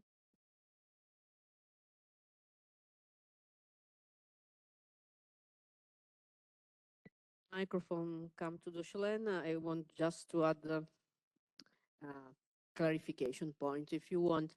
At certain point, you mentioned a sort of necessity about distinction in ontology between real and virtual objects. So my question is, do you think that you need a sort of modified ontology compared to the standard one in order to include in our ontological catalog of the word virtual objects or not? And in case you are saying yes, why? Because I really don't see the difference between this paper and a file on your computer. Thank you. So the main difference I made between reality and virtuality is that virtuality is fundamentally an interpretation or a construction or an assembly of something or a simulation of something. Reality is not. The main difference we can do with the virtual paper and the real paper is that this paper here is perpetually generated, which is not the case with this paper, actually. This paper will degrade, and it will still exist if I'm not here to processing or to think about it. Yes, but sure, but be careful here. When we say it's stored in the cloud, it's not an object somewhere in the cloud. It's just data. And the data actualized the image of the paper. So the paper actually doesn't exist in the cloud. This is wrong. No, only the data of it. The virtual object, actually virtual object doesn't exist at all. The virtual paper or the virtual text editor here is not here if I'm not processing it. And even if I store it somewhere, actually this is just a metaphor for us human to understand what it means for the computer, how to use, how to interact with the computer. Just as the same case, there is no really folders, you know, in the computer. This is just pictures, symbols. And actually the main difference I can make is the symbolic one. The virtual paper is just a symbol representing some data that are interpreted and that produce an image for us human to interact. Yeah. Yeah, I understand your point. Okay. Yeah, sure. Virtual objects actually do exist for us because we are experiencing them, but they exist just as I am interacting with them and interpreting them. So they are real in this sense, but when I say they are virtual, it means that they are not what they seem to be, if I can see that in that way. You just have the effect or the simulation they are supposed to produce for you. For example, a real paper, but actually this is not a real paper. Thank you for your question. Yes, thank you. In some sense, you already answered my question, because first, I think the point about the distinction between information and knowledge was really great. It's a very basic point, very strong point. But it's true that I was a bit worried about that idea that what are virtual objects, what is virtual reality? It is just symbolic assembly. First, I was a bit puzzled by that notion because, as far as I know, it has a technical meaning, assembly language. It's about the possibility to encode instructions. And technically, in fact, I think it was Tiziana's point, the user, he has not to do with instructions. He's activating instructions, but he's not aware of it. He's just seeing Princess Zelda on the screen. And she exists for the user because in his game, this is a character, and as a virtual object, that's the part of the game. Of course, for the computer, it doesn't exist. The computer is just processing data and is just computing. But in that sense, from the point of view of the computer, as far as the computer has a point of view, there is no such thing as virtual reality. There's just actual reality, reality of inputs and the capacity to react to inputs and to process. But for the user, there is virtual reality, and that virtual reality is a very important part of the user's life. So in that sense, we have to make room for that kind of objectivities in our reality. And however, it is a specific region of our reality. It's not the same as you know virtual objects, your real objects, and you play a part in my life as real persons. But I don't know, for our kids, Princess Zelda is also a part of their life, but a part of their life of which they are very aware, but it is in a game. So what I was worried about, it was, you know, the thesis formulated as an identity thesis. Virtual reality is symbolic assembly. No, because from the point of view of the assembly language, there is no such thing like virtual reality. So if it is about virtual reality is not symbolic assembly. There is a difference of level between both things. Well, to answer very maybe briefly, as you said, actually there is virtuality as there is processes. So on a very fundamental level, what we call virtuality or virtual objects, there exist as mechanical procedures, even if the computer, of course, doesn't know anything about what it means for it, virtuality or anything. But for us, I was not saying that these objects only exist in a symbolic way, or actually, this is exactly why I'm saying, but in a very concrete sense. For me, symbolic doesn't mean representation of something. It's actually a real activity that we do. So I'll be careful when you say that virtuality is a room of existence. Actually, if we say that virtuality is an activity or something that or objects that are produced by an activity, it is not a modality. For me, this is where the problem is here, and I was trying to distinguish, is when we think that virtuality is a modality, something between potentiality, actuality, or between both, which is weird, or when we say that is a possibility. Actually, virtual objects are actual. I see here the page of my computer screen, and it is right in front of me. But what we mean by virtual is that it simulates, it gives you the effect of something. So this is the only difference I made between real and virtual. Actually, we can't compare them because they are not on the same level of comparison. Virtuality is not a modality of existence. It's not a being. But the picture on my screen simulates something. The zeros and ones in the computer doesn't simulate anything. Sure. It just calculates. So that's the reason why I'm a bit unhappy with that identity formulation. Virtual reality is symbolic assembly. No, it's not. It is produced by, but it's not the same. Exactly. And this is why I say that in order to exist, these objects need to align two symbolic processes, the computations program and the semiosis process of the user. The interpretation by Exactly. The user. Yeah, of course. This is why, for me, they are mixed realities. Thank you.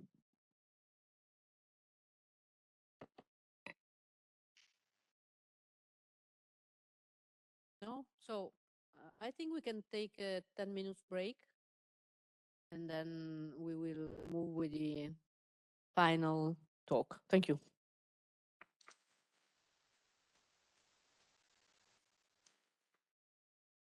Okay, great. So Monica is an associate professor from the University of Turin, and the title of the presentation is Leading Teachers with the AI. Correct? Yes. Thank you very much, Tiziana. I hope the slides will work. Okay.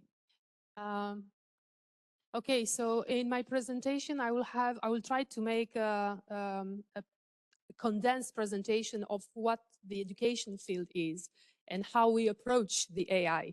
So maybe the focus will be rather on education or education systems and the actors inside, the social actors inside, and less on the AI. But still, the theme is very much important for us, for all of us, and we raise all sorts of problems, including the ethical problems, and maybe this is an intersection with the philosophy, philosophy.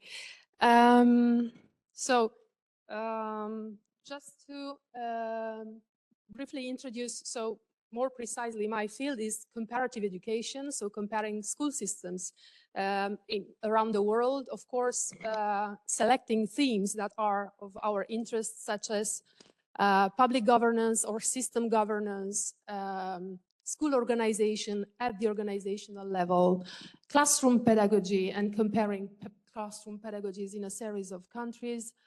And so it's kind of an eclectic field per se, but I have also specialized more recently in school as organization, and I'm also conducting research on school leadership. And so I work across several fields such as organizational studies, public governance, and education.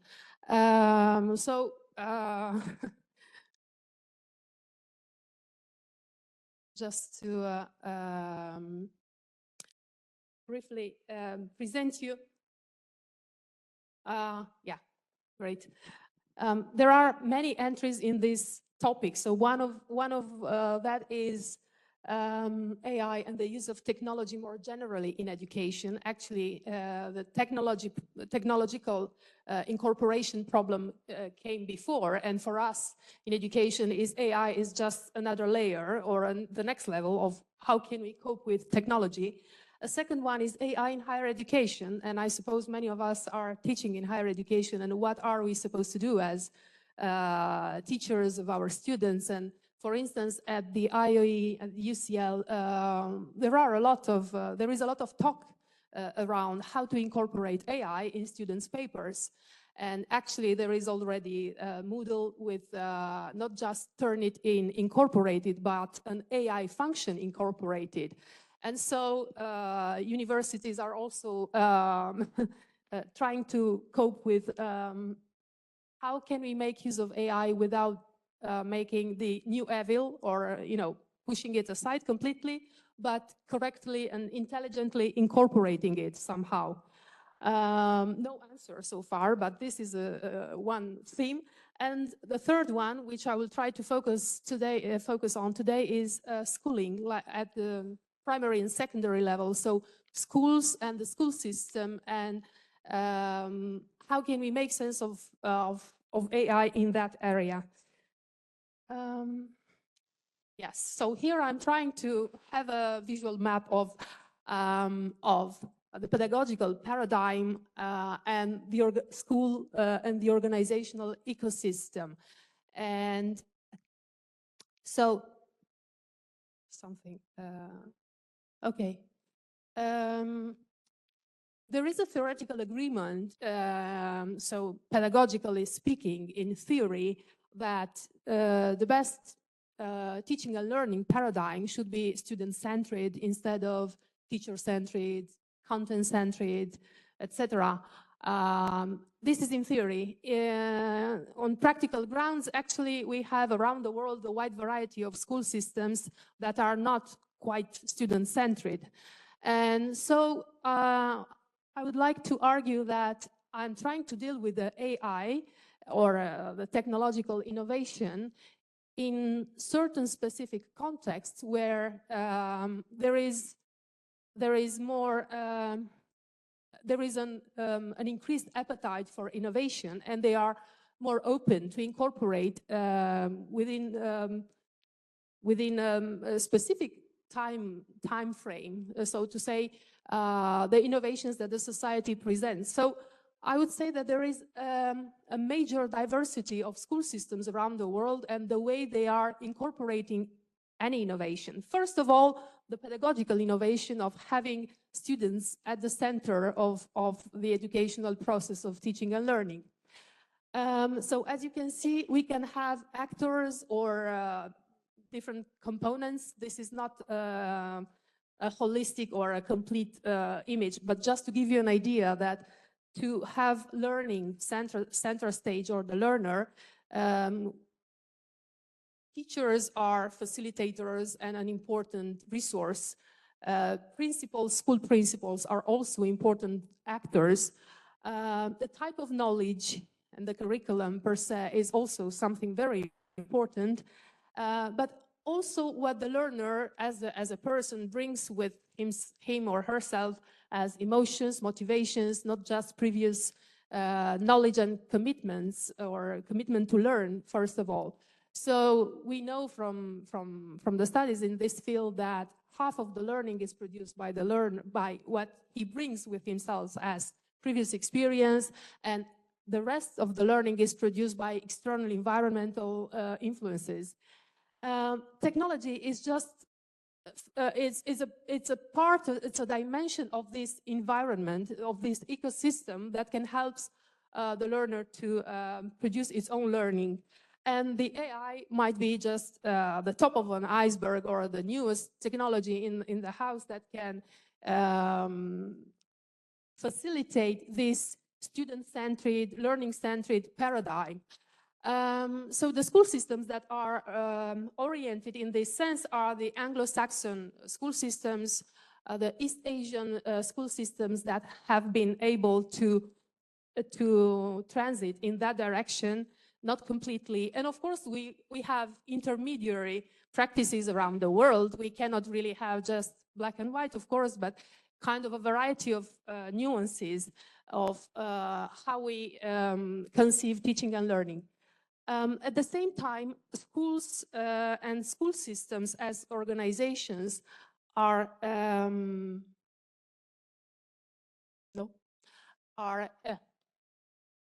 kind of very diverse, because the school systems, yeah, it's okay. This is also, so I will also show you later on that, okay, the school systems at the structural level are kind of different. But to go on with and to have a deeper sense of what means having the learner at the center, well, you can see all sorts of images in here, and it's kind of curious that sometimes we see these students laying on floors, right? Very informally learning in groups with devices or not. And I was trying to make sense of how can we represent a student-centered pedagogy. Well, it's not the classical image that we can have as the teacher in front of a class, but it is rather something that reminds us more informal settings like tables, flowers, and environments that reminds us the living room that we can have at home. Peer support. So this paradigm is nowadays framed as differentiated, personalized, or adaptive teaching and learning. And it is not just a matter of vocabulary, but really of strategies that are measured and tested to produce learning and to produce equitable learning without inducing inequitable effects, because how to differentiate, it's a very complex pedagogical problem at the classroom level, at the school level. And so the most innovative school systems are experimenting with different solutions and variations of these concepts. Of course, we do not get rid of direct teaching. It's a very important component, but it cannot be the only strategy to be drawn upon, as we know that is the case in continental Europe, in France, in Italy, maybe in Germany. In certain settings, we are struggling to renew our pedagogical paradigm for many decades, or half a century, or since the revolution of the 1920 with the New Schools movement. We are struggling to adapt our school systems that have been born with a different philosophy and with a different orientation, and to have a more, how to say, humanistic or more effective at the same time, and more respectful for the student agency and voice school systems. So yes, very rapidly from systemic point of view, school systems have been born in different ways, on a centralized pattern or on a decentralized pattern. And this fact that has been shown by a sociologist in the 70s of new Weberian type of approach has an enormous impact on how systems change and how they are able to incorporate change, including technological innovation. So in a decentralized school system, such as the Danish school system or the English school system, there are different actors in the broader school systems that cooperate with the ministry, like the professionals, the political parties, or the unions, as well as the schools themselves. And so change can occur bottom up, can occur in the larger school system. Whilst in more traditionally centralized school systems, we have a bottom up type of transformation. And so we need to have really well-prepared political elites and eager to incorporate innovation and then to be ready to transmit it to the schools in the system, which is very rare in the world. And so for technological innovations, to wait for the ministry to produce a reform and to incorporate the newest tendencies in pedagogy or in different areas is kind of complex, and change occur on a pattern of stop and go. And so it's most ineffective, and most centralized school systems are quite inertial. And so because I know a diversity of school systems, and I conducted research on centralized and decentralized school system, on low autonomy and high autonomy school systems, I think it makes sense to discuss innovation in the high autonomy school systems, like those European countries that I have mentioned, because those are showing not really best practices, but an eagerness and a flexibility to incorporate innovations of all sorts. And so, for instance, we can also question the internet revolution and the impact on the school system and the pedagogical paradigm. What happened before the AI? How many school systems have been eager and ready to change their pedagogical paradigm to incorporate the advent of internet and the availability of information?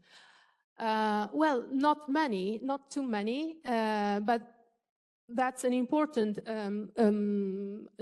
consideration, because looking at the learner-centered paradigm and the advances in the psychological field, in psychology, in education and psychology-related areas, we know that cognitive load, so-called, has to be pondered. And so we live in a world where information is available, where traditional school systems were overloaded with notions, not really knowledge. And so there is, from many sides, but from the internet area or input, from the pedagogical paradigm itself, pushes towards and challenges towards a change of this pedagogical paradigm in order to focus on on assessing information critically, focusing on higher order competencies, and of course adopting technological tools in a wise way. And well, I can say that if we, during COVID, for instance, and collaborating with UNESCO at that time, we were trying to see if that was a major crisis, and we were trying to see if the school systems were eager to change their paradigm, those systems that were used to have high-stakes school exams at the end of the secondary schooling, like Maturità in Italy, or Baccalaureate, or so. Is it possible to have open book exams at the end of the secondary schooling and transform our tests and our questioning to the students, and therefore the whole curriculum? And well, we could find some experiments just in Denmark and in Norway. Actually, in Norway, the end of the secondary schooling permits to have half of the exams with open book in an open book modality. So the type of final assessment will change the pedagogy. So having internet at your disposal, you'll have higher order questions, you'll not be in a cognitive load paradigm and so on. So I think it's a similar type of challenge that the introduction of the AI may pose to our school systems, and actually how we reacted to internet in more centralized school system or decentralized, or in more student-centered or less student-centered school systems is a lesson that we can learn and we can understand. Oh, sorry. The focus of this talk, I would like to be on the school leadership. But we can also discuss how AI can impact students, can impact teachers.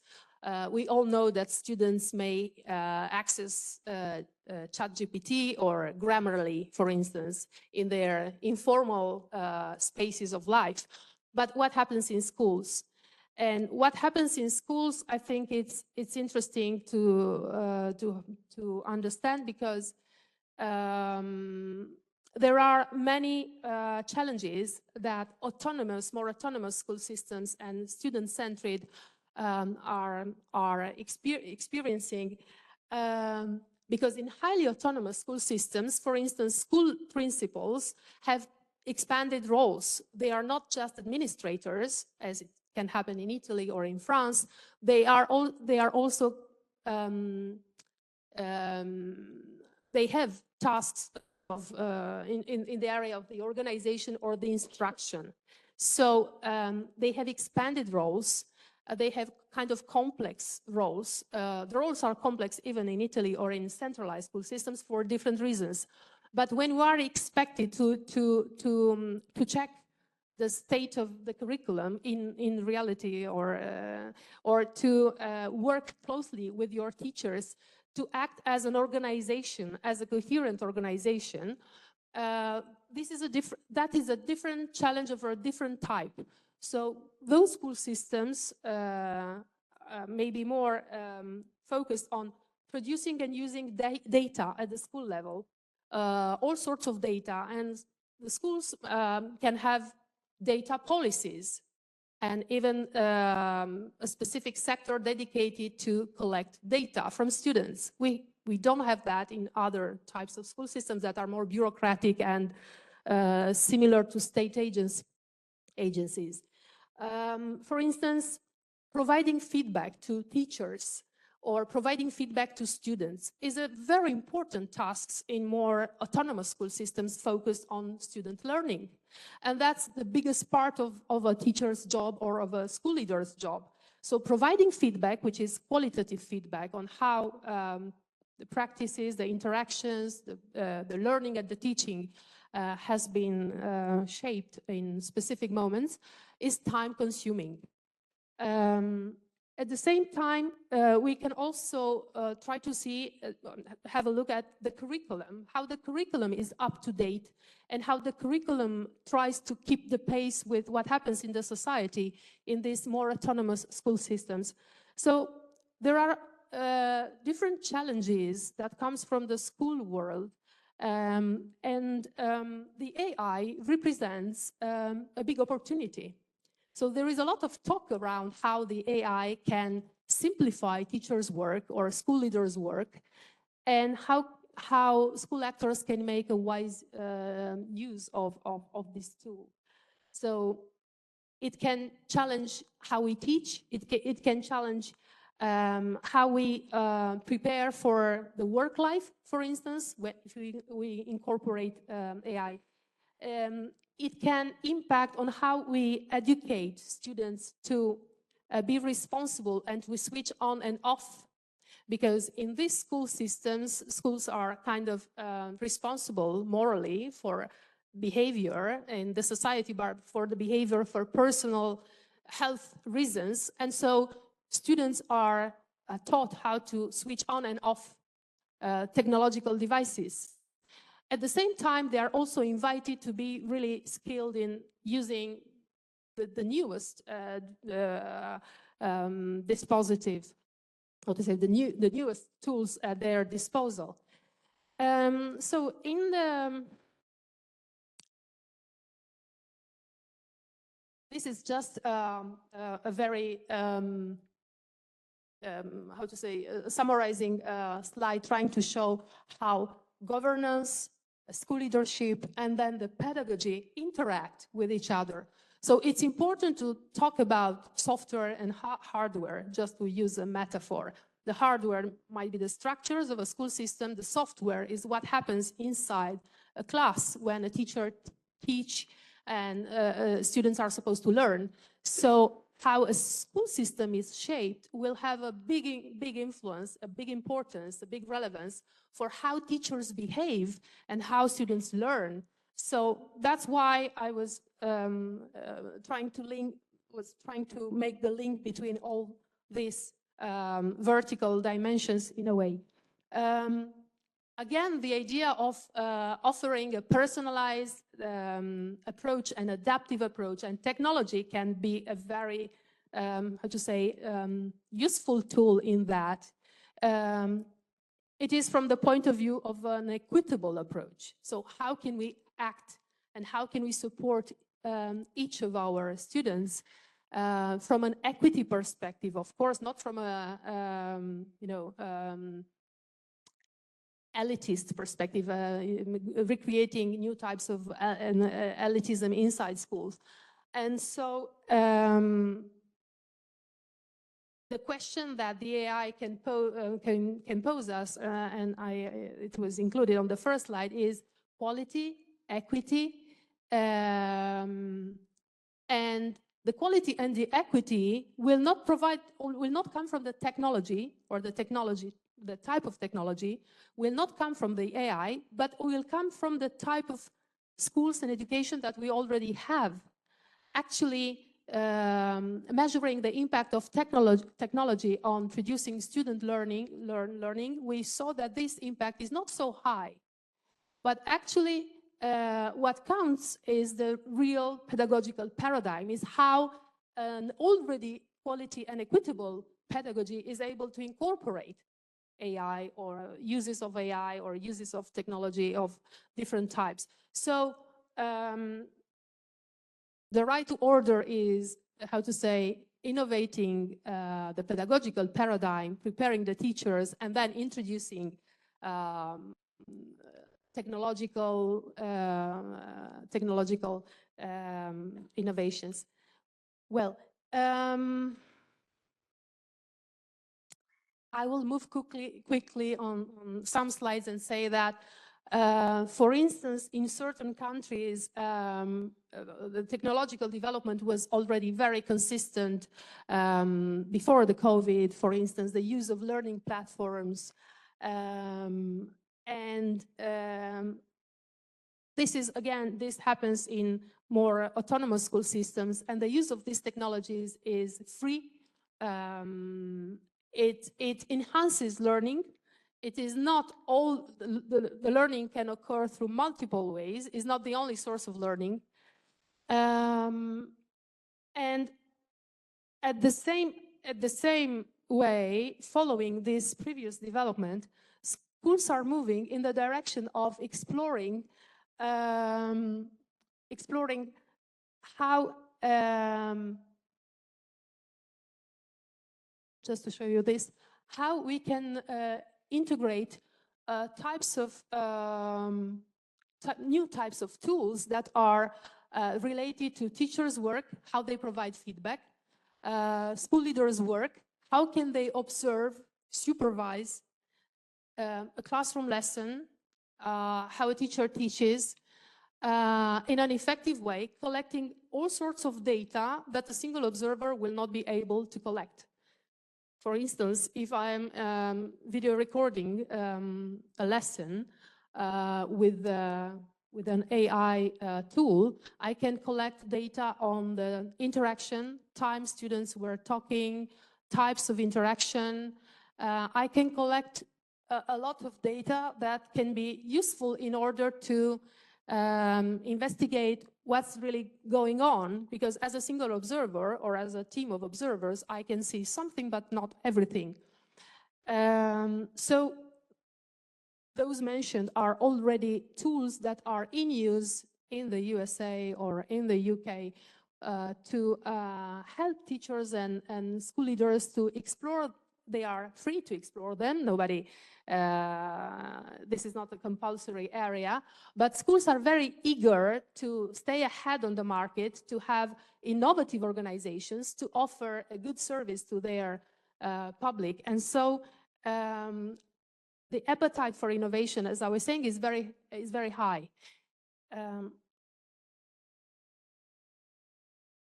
I don't know, I'm not aware of the time, Tiziana.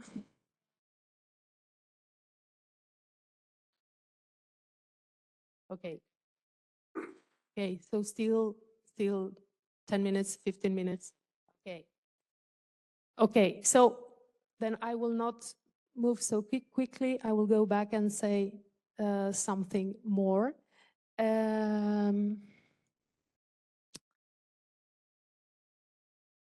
So here I was showing this type of challenge like open book exams.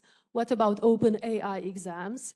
And there are papers related to the teaching in the higher education saying in provocative titles like, ask ChatGPT before you start doing anything or something. How can we incorporate AI at what level? And of course, linking myself back to the previous presentation, which was thought-provoking.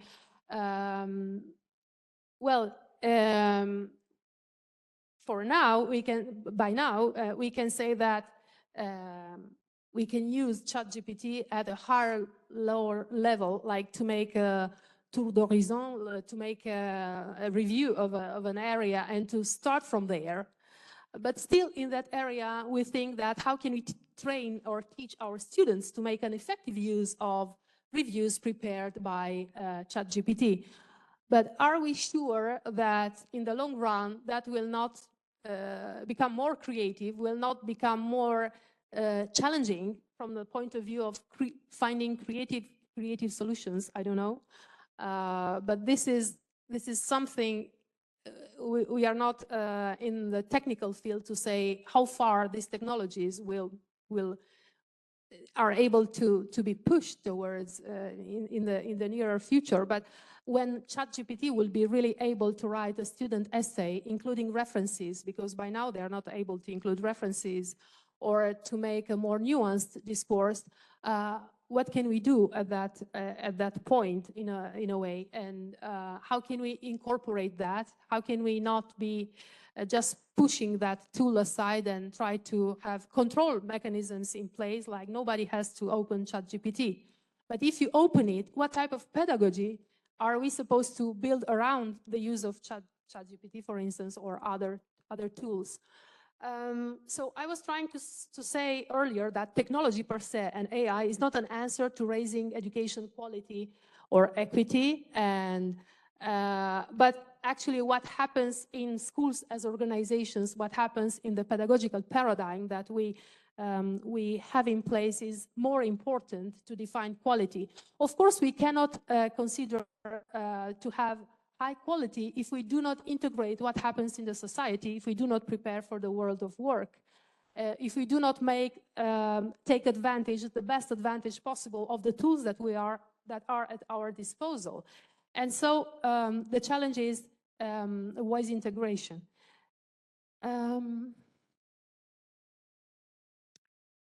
Yes. I was trying also here to show that again, the problem of system governance is really important, and the problem of how schools are conceived, because if schools are part of a general administration system, the type of change that we can expect is maybe lacking or is very inertial. Education per se is an established field somehow, and it will not move quickly. It will be very, very reluctant to incorporate new technologies.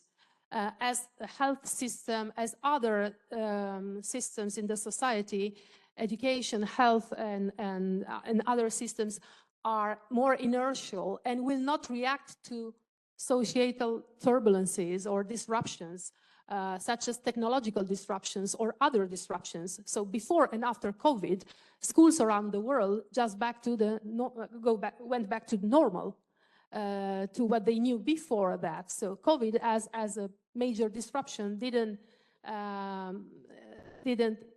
make a great impact, long-term impact on most school systems around the world. On some, maybe in certain areas, but generally speaking, not.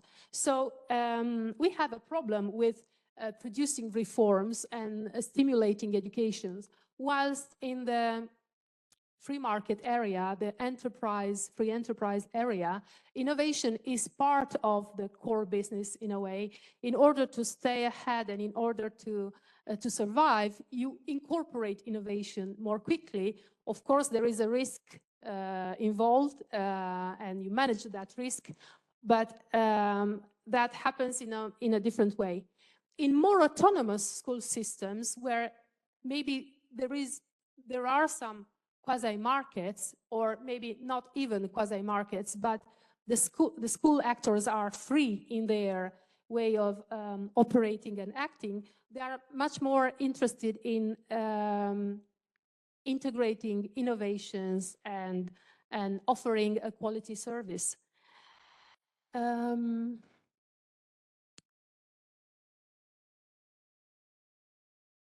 Yeah. Well, looking at the school leaders, one of the most important tasks is being aware of what's going on in the curriculum area. We call curriculum to say not just knowledge, but also teacher-student interaction, school program, the ethos, so how things are going on. So in order to be an instructional leader, see those areas on the right side of the slide, head teachers and school principals are supposed to base their decisions on the evidence, on the data, on as well continuous professional development. But these are really aspects that are transforming completely the face of the schools that we might know in Italy, so or in traditional school systems. So from that point of view,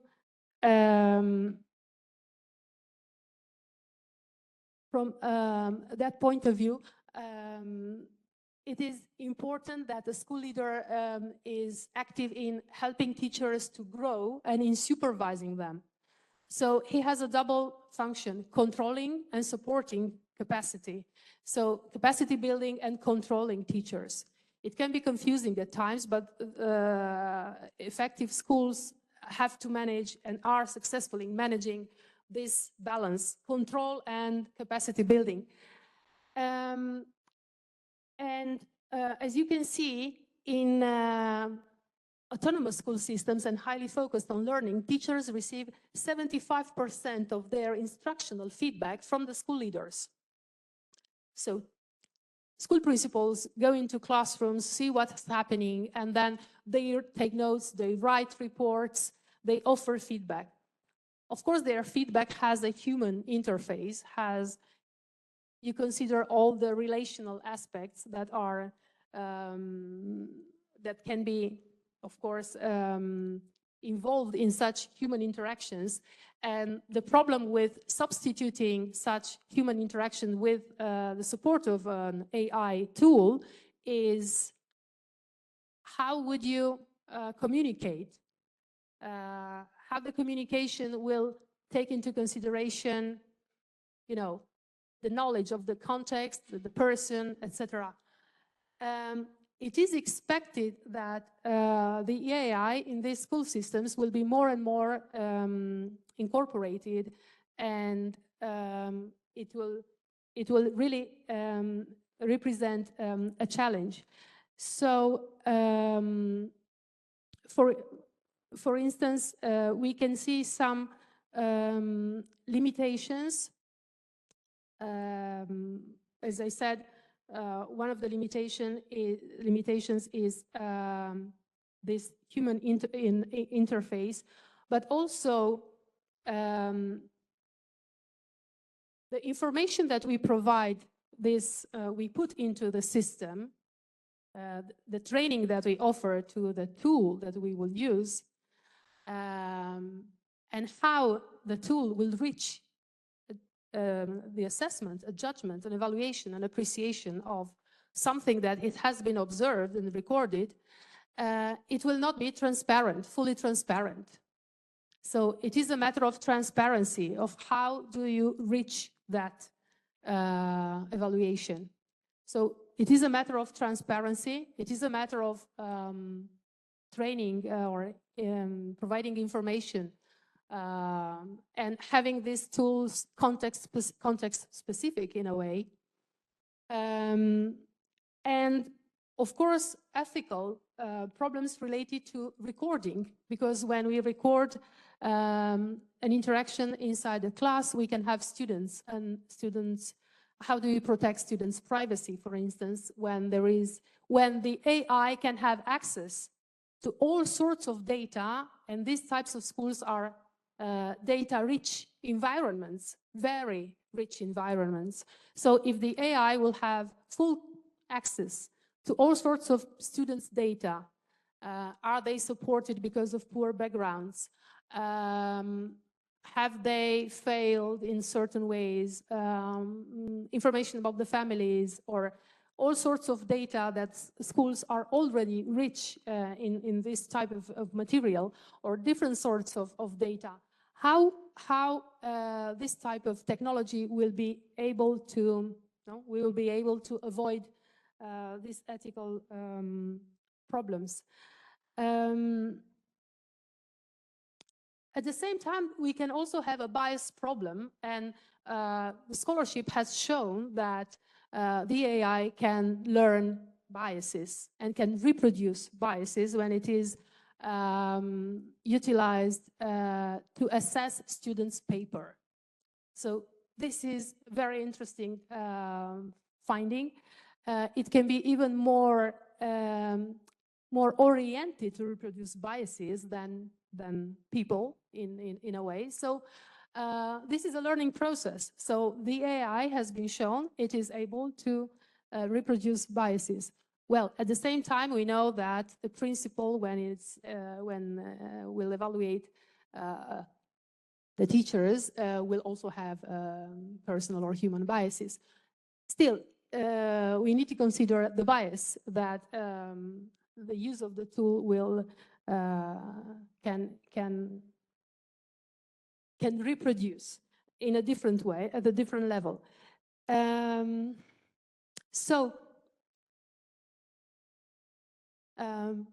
All these tasks, like conducting classrooms observations, data gathering and analysis, understanding effective teaching practices, making connections between what's happening in teaching and in learning, because these areas might seem connected but are rather unconnected in a way. Teaching and learning, the relationship is not so straightforward. Having conferences and having discussions, coaching teachers, even selecting the recruitment process in certain organizations might be delegated in the first phase to an AI interviewing tool. This has not reached as well the school level, but it will happen. It happens already. Effective communication, for instance, we can have, again, it's a challenge and an opportunity. How can we integrate AI in effectively communicate? I don't know. But these are the questions that the literature around school leadership and the incorporation of the AI is posing at the moment. And adult development. how much can we rely on AI-induced or produced materials, tools to develop teachers or to develop teaching at the school level?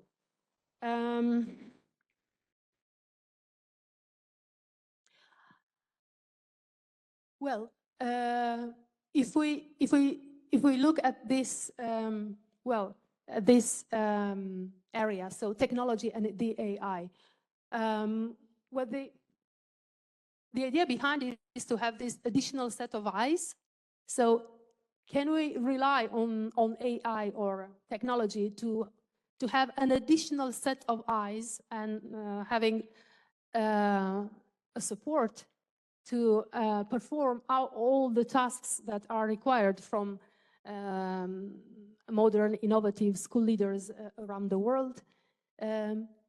Can we rely on the AI for growing capacity and for supervising, for providing differentiated or support to develop teachers?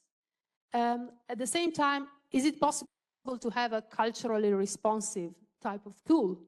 Because it's not just bias per se, but different cultures, the type of differentiation that is required.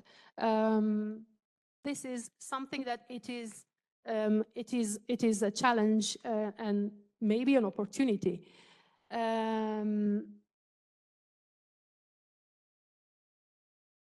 Yes. So these are the opportunities that I was trying also to summarize. For instance, an opportunity related to how teachers feel when they are observed. And I know that teachers are never observed in low school autonomy systems by their peers even, or by their school principals. But this is a very common practice in high autonomy school systems. So observing teachers, being observed by peers, not being afraid of being observed and learning from the others is an important area to innovate our schools. And so if a teacher is not comfortable with being observed by peers or by the school principal, he might be less reluctant to be video recorded or maybe just doing his teaching without having an adult in the room. This can be an opportunity. It is suggested. At the same time, having more frequent observations or focused observations, of course, we can have the downsides of it, like that is implicit in any use of technology, is having the big brother eye all of the time on maybe on teachers at the school level. So it is a matter of balance. How can we incorporate but balance and use in an effective way without producing negative effects? Okay. Well, language limitations as well. That we can see in the AI, the fact that we can also recognize students' paper when done with the AI because of the language it is used in a paper with the AI is much more narrow and limited. The vocabulary is limited, but there can be other types of limitations. For instance, leaders can be helped with their content knowledge of in specific areas by the AI. So their content knowledge can be supported by having a reliable tool to provide a specific and specific to certain disciplines and certain teachings type of feedback. AI or new tools can also be expensive. Schools are supposed to sometimes to buy them, and so we don't know the cost actually of these new types of tools that are just emerging, and how much this will impact on school budgets, or how much schools will be pushed in the direction of a new market.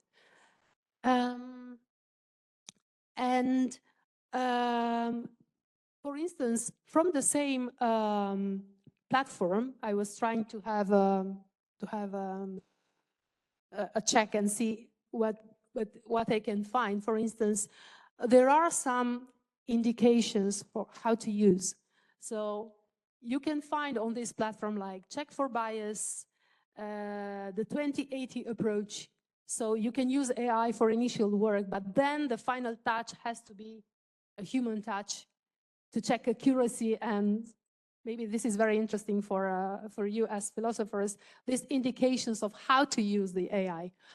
Your judgment matters in the end, because that's a starting point, but you need to check for it. And also protect privacy. So be careful about privacy. So these are some indications that these tools are already providing to their users. Some of them are free. So you can try and see how is it when it is free. And finally, the title of this presentation was really long and complex, but at the heart of what I was trying to say is school improvement, school change for the sake of students' learning. And actually improving school is something very complex, because we need to change structures, cultures, we need to change what we are doing. And so what I can say that school improvement is more significant when we have certain types of organizations. Public sector follows a slow pace of technological incorporation. So we will not expect to see AI in our traditionally centralized schools too soon. I think it will be explored and it will be tested in the most innovative school systems that are more autonomous. And this incorporation will occur unevenly around the world. And I think this is, again, a layer of inequity. It will not be equitable because certain school systems will move, or certain schools and areas of the world, and others will lag behind. And so it's a matter of how our organizations are already designed to be eager to experiment with that. Okay, thank you very much.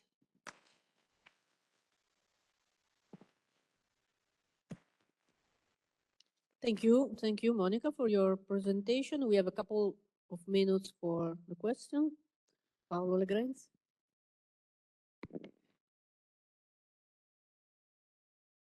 I found very interesting this presentation.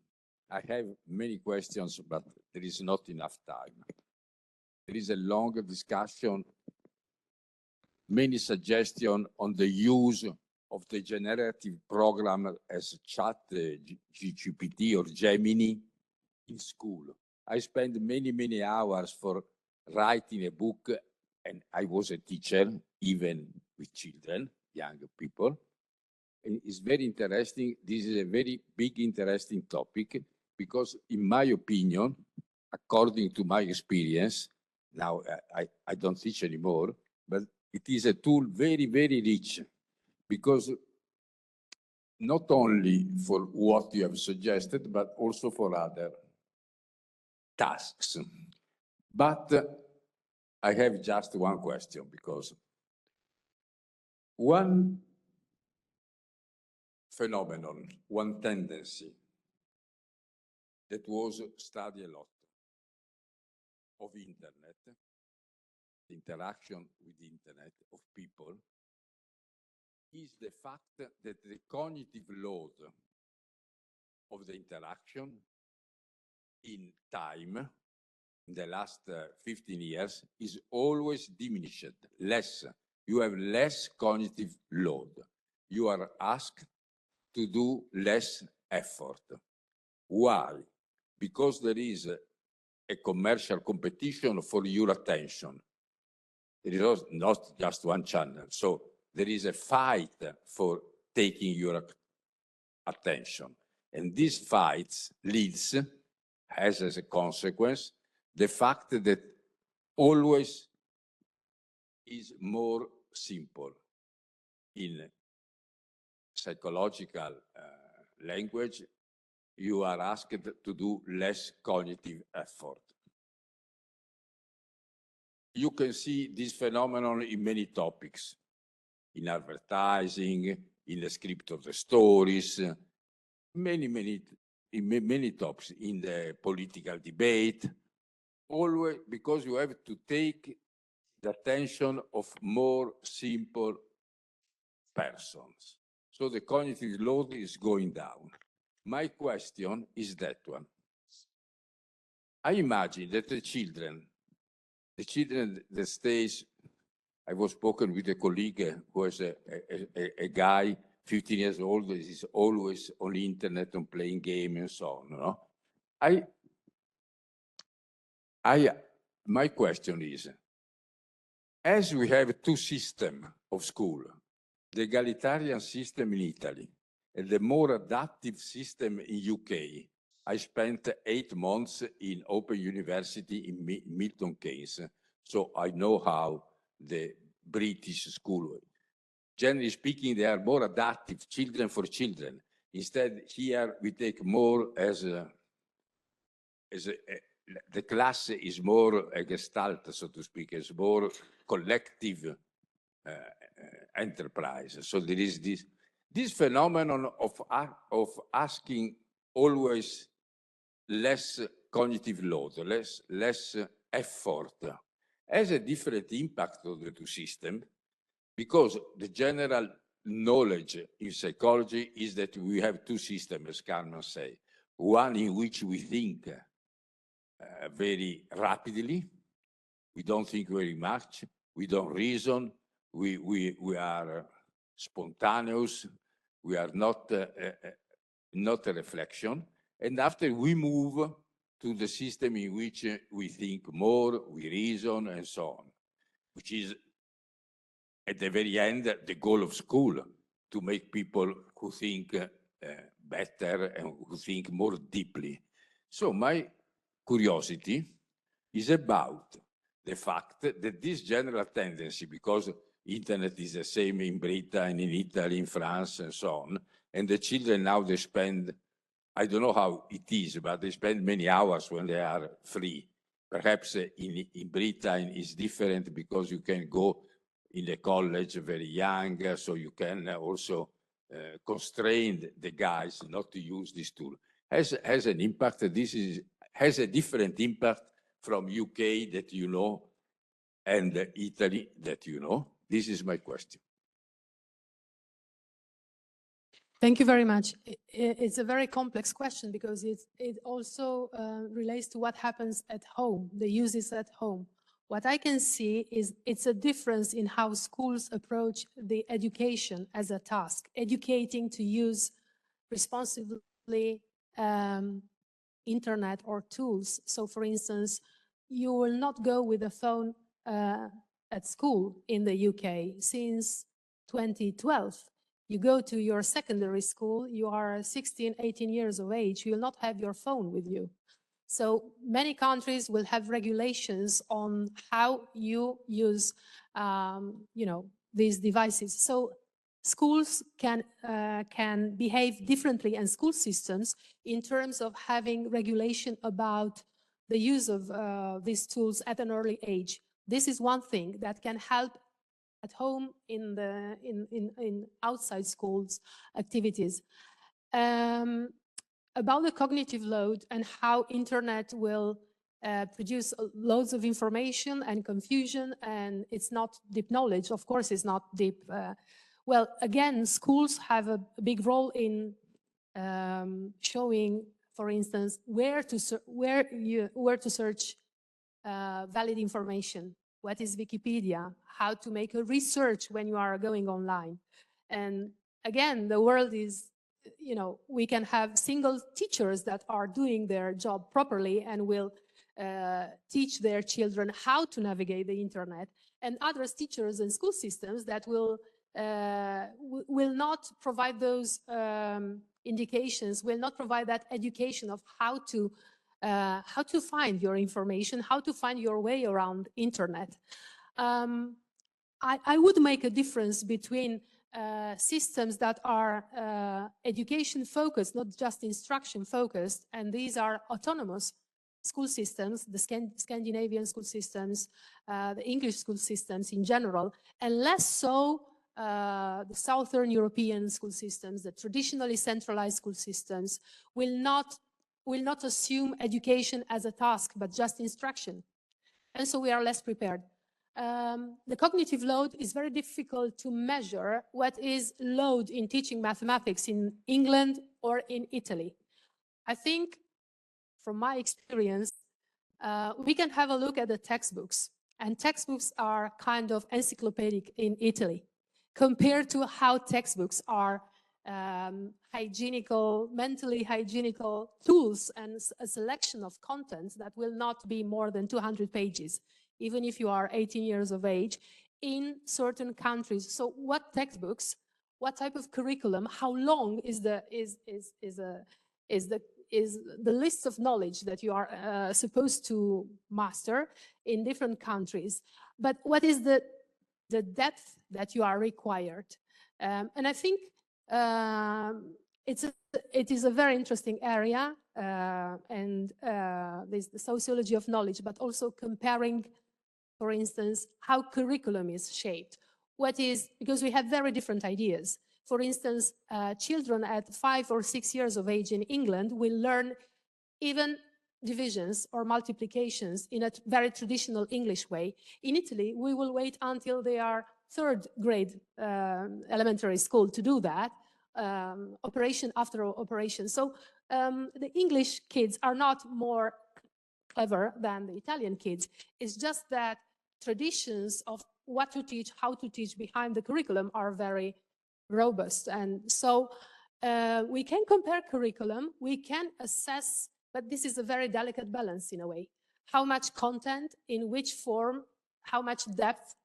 It is clear that an extension, a curriculum that is very, very long, it's not a good way to proceed in the actual world, but rather the principle like less is more, or maybe at a deeper level is better than trying to recreate an encyclopedic mind in a way. So, well, I think there is a difference between the two systems, and there is also a difference between we might be egalitarian in teaching. It doesn't mean that we are equitable. School systems based on comprehensive schools until 16 years of age and adaptive teaching inside, they are more equitable.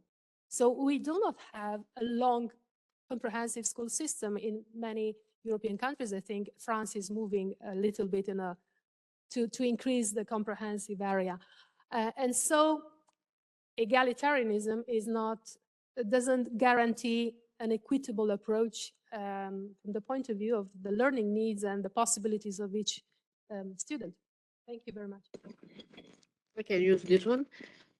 We have time just for one more question, if any. Valeria? Thank you for your talk. Actually, it's a kind of curiosity more than probably a question. As a citizen, more than as a philosopher, because I had the impression just reading newspapers or news on, I don't know, in public opinion, that the countries that adopted first this kind of approach as okay.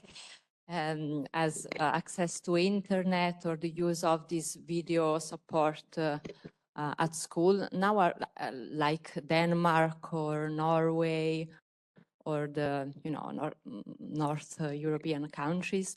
They are in a way having a step back, making some steps back because they recognize some limits, at least in this kind of in the previous use that they were making of this kind of tools.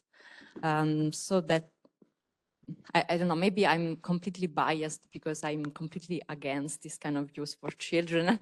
I wanted to bring my kid to a Reggio Emilia method school, then I lose with my husband, but so that maybe I'm completely biased, but I'm wondering as a mother and as a citizen, if we are not just chasing someone who already changed the route the path, because they realize that it is not that good to have this kind of access to the internet at school? It is a very good question. Whilst we cannot compare countries or school system very easily, it's very difficult to compare actually in the end. And also to avoid that one country is better than the other, because it's not the purpose of the comparison, it's just to learn from it. At the same time, I would say that from what I know from different countries is that these countries that are ahead are more have experienced more, but in a very wise way, because their school systems are comprehensive. So you'll have a lot of manual activities, you'll have a lot of sports, a lot of music activities. So the curriculum is balanced all around. So using a computer when you are age 4 or 5, and you can have the option when you get to the kindergarten in the morning, it's just one activity between others. So the fact that the curriculum is very wide and balanced makes the use of the technology kind of wise. You cannot exclude it. At the same time, there are clear rules, like the phone is on and off in Danish schools or in schools in Norway. So you can be very strict about not using the phone or screens for long periods of time. But then you use it in very innovative way in certain moments. For instance, there is now the idea that a phone is not a pedagogical device.